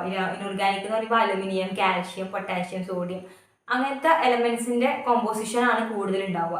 പിന്നെ ഓർഗാനിക് എലമെന്റ്സിന്റെ കോമ്പോസിഷൻ ഉണ്ടാവും. അതായത് നമ്മുടെ ഹ്യൂമൻസ് എന്ന് പറയുന്നത് നമ്മുടെ ആനിമൽ, പ്ലാന്റ്, അതൊക്കെ അതിൻ്റെയൊക്കെ വേസ്റ്റും കാര്യങ്ങളൊക്കെ നമ്മുടെ മണ്ണിലേക്ക് തന്നെയാണ് പോകുന്നത്. അതൊക്കെ ഓർഗാനിക് കോമ്പൗണ്ട്സ് ഉണ്ടാവും. ഓർഗാനിക് ആയിട്ടുള്ള മെറ്റീരിയൽസും അതുപോലെ ഇനോർഗാനിക് ആയിട്ടുള്ള മെറ്റീരിയൽ, മെയിനായിട്ട് ഇനോർഗാനിക് ആയിട്ടുള്ള അലുമിനിയം, കാൽഷ്യം, ഫോസ്ഫറസ് ഒക്കെയാണ് ഉണ്ടാവുക സോയിലിനകത്ത്. ഇതാണ് സോയിലിന്റെ കോമ്പോസിഷൻ എന്ന് പറയുന്നത്. സോയിലിന്റെ കോമ്പോസിഷൻ കഴിഞ്ഞാൽ പിന്നെ pH ഓഫ് ദി സോയിൽ എന്ന് പറയുന്നത്. pH എന്ന് പറയുന്നത് നമുക്കറിയാം സോയിലിന്റെ സാധാരണ pH റേഞ്ച് നമുക്കറിയാം 7 താഴോട്ട് ആസിഡും 7 മുകളിലോട്ട് ബേസും 7 ന്യൂട്രലും ആണ്. അപ്പോൾ നമ്മുടെ സോയിലിന്റെ pH, ഒരു നോർമൽ pH 6 to 9 ആണ് വരിക. അതായത് ഓൾമോസ്റ്റ് ബേസിക്കിനോട് അടുത്ത ഒരു pH, ന്യൂട്രൽ ബേസിക് ആ ഒരു pH ആണ് വരിക. പക്ഷെ അസിഡിക് pH ഉള്ള സോയിലും ഉണ്ട്. ഓക്കെ, അപ്പോൾ നോർമലി നമ്മൾ പറയാറുള്ളത് 6 to 9 ആണ് അതിന്റെ pH എന്നാണ് പറയാറുള്ളത്. അപ്പോൾ സോയിലിന്റെ കോമ്പോസിഷൻ നമ്മൾ പറഞ്ഞു ഇനോർഗാനിക്കും ഓർഗാനിക്കും ഉണ്ട്. pH നമ്മൾ ഓൾമോസ്റ്റ് 6 to 9 ആണെന്ന് പറഞ്ഞു. പിന്നെ ഇതിനകത്ത് പറയാനുള്ളത് നമുക്ക് കണ്ടുപിടിക്കാം. അപ്പോൾ അതിനകത്ത് എലമെന്റ്സ് എത്ര ഉണ്ട്, എങ്ങനെയാണ് ഇപ്പം അനാലിസിസ്, സോയിലിന്റെ അനാലിസിസ്, അതിനകത്ത് എന്തൊക്കെ മെറ്റൽസ് ഉണ്ടോ, എന്തെങ്കിലും ട്രേസ് എലമെന്റ്സ് ഉണ്ടോ അതൊക്കെ നമ്മൾ കണ്ടുപിടിക്കുക.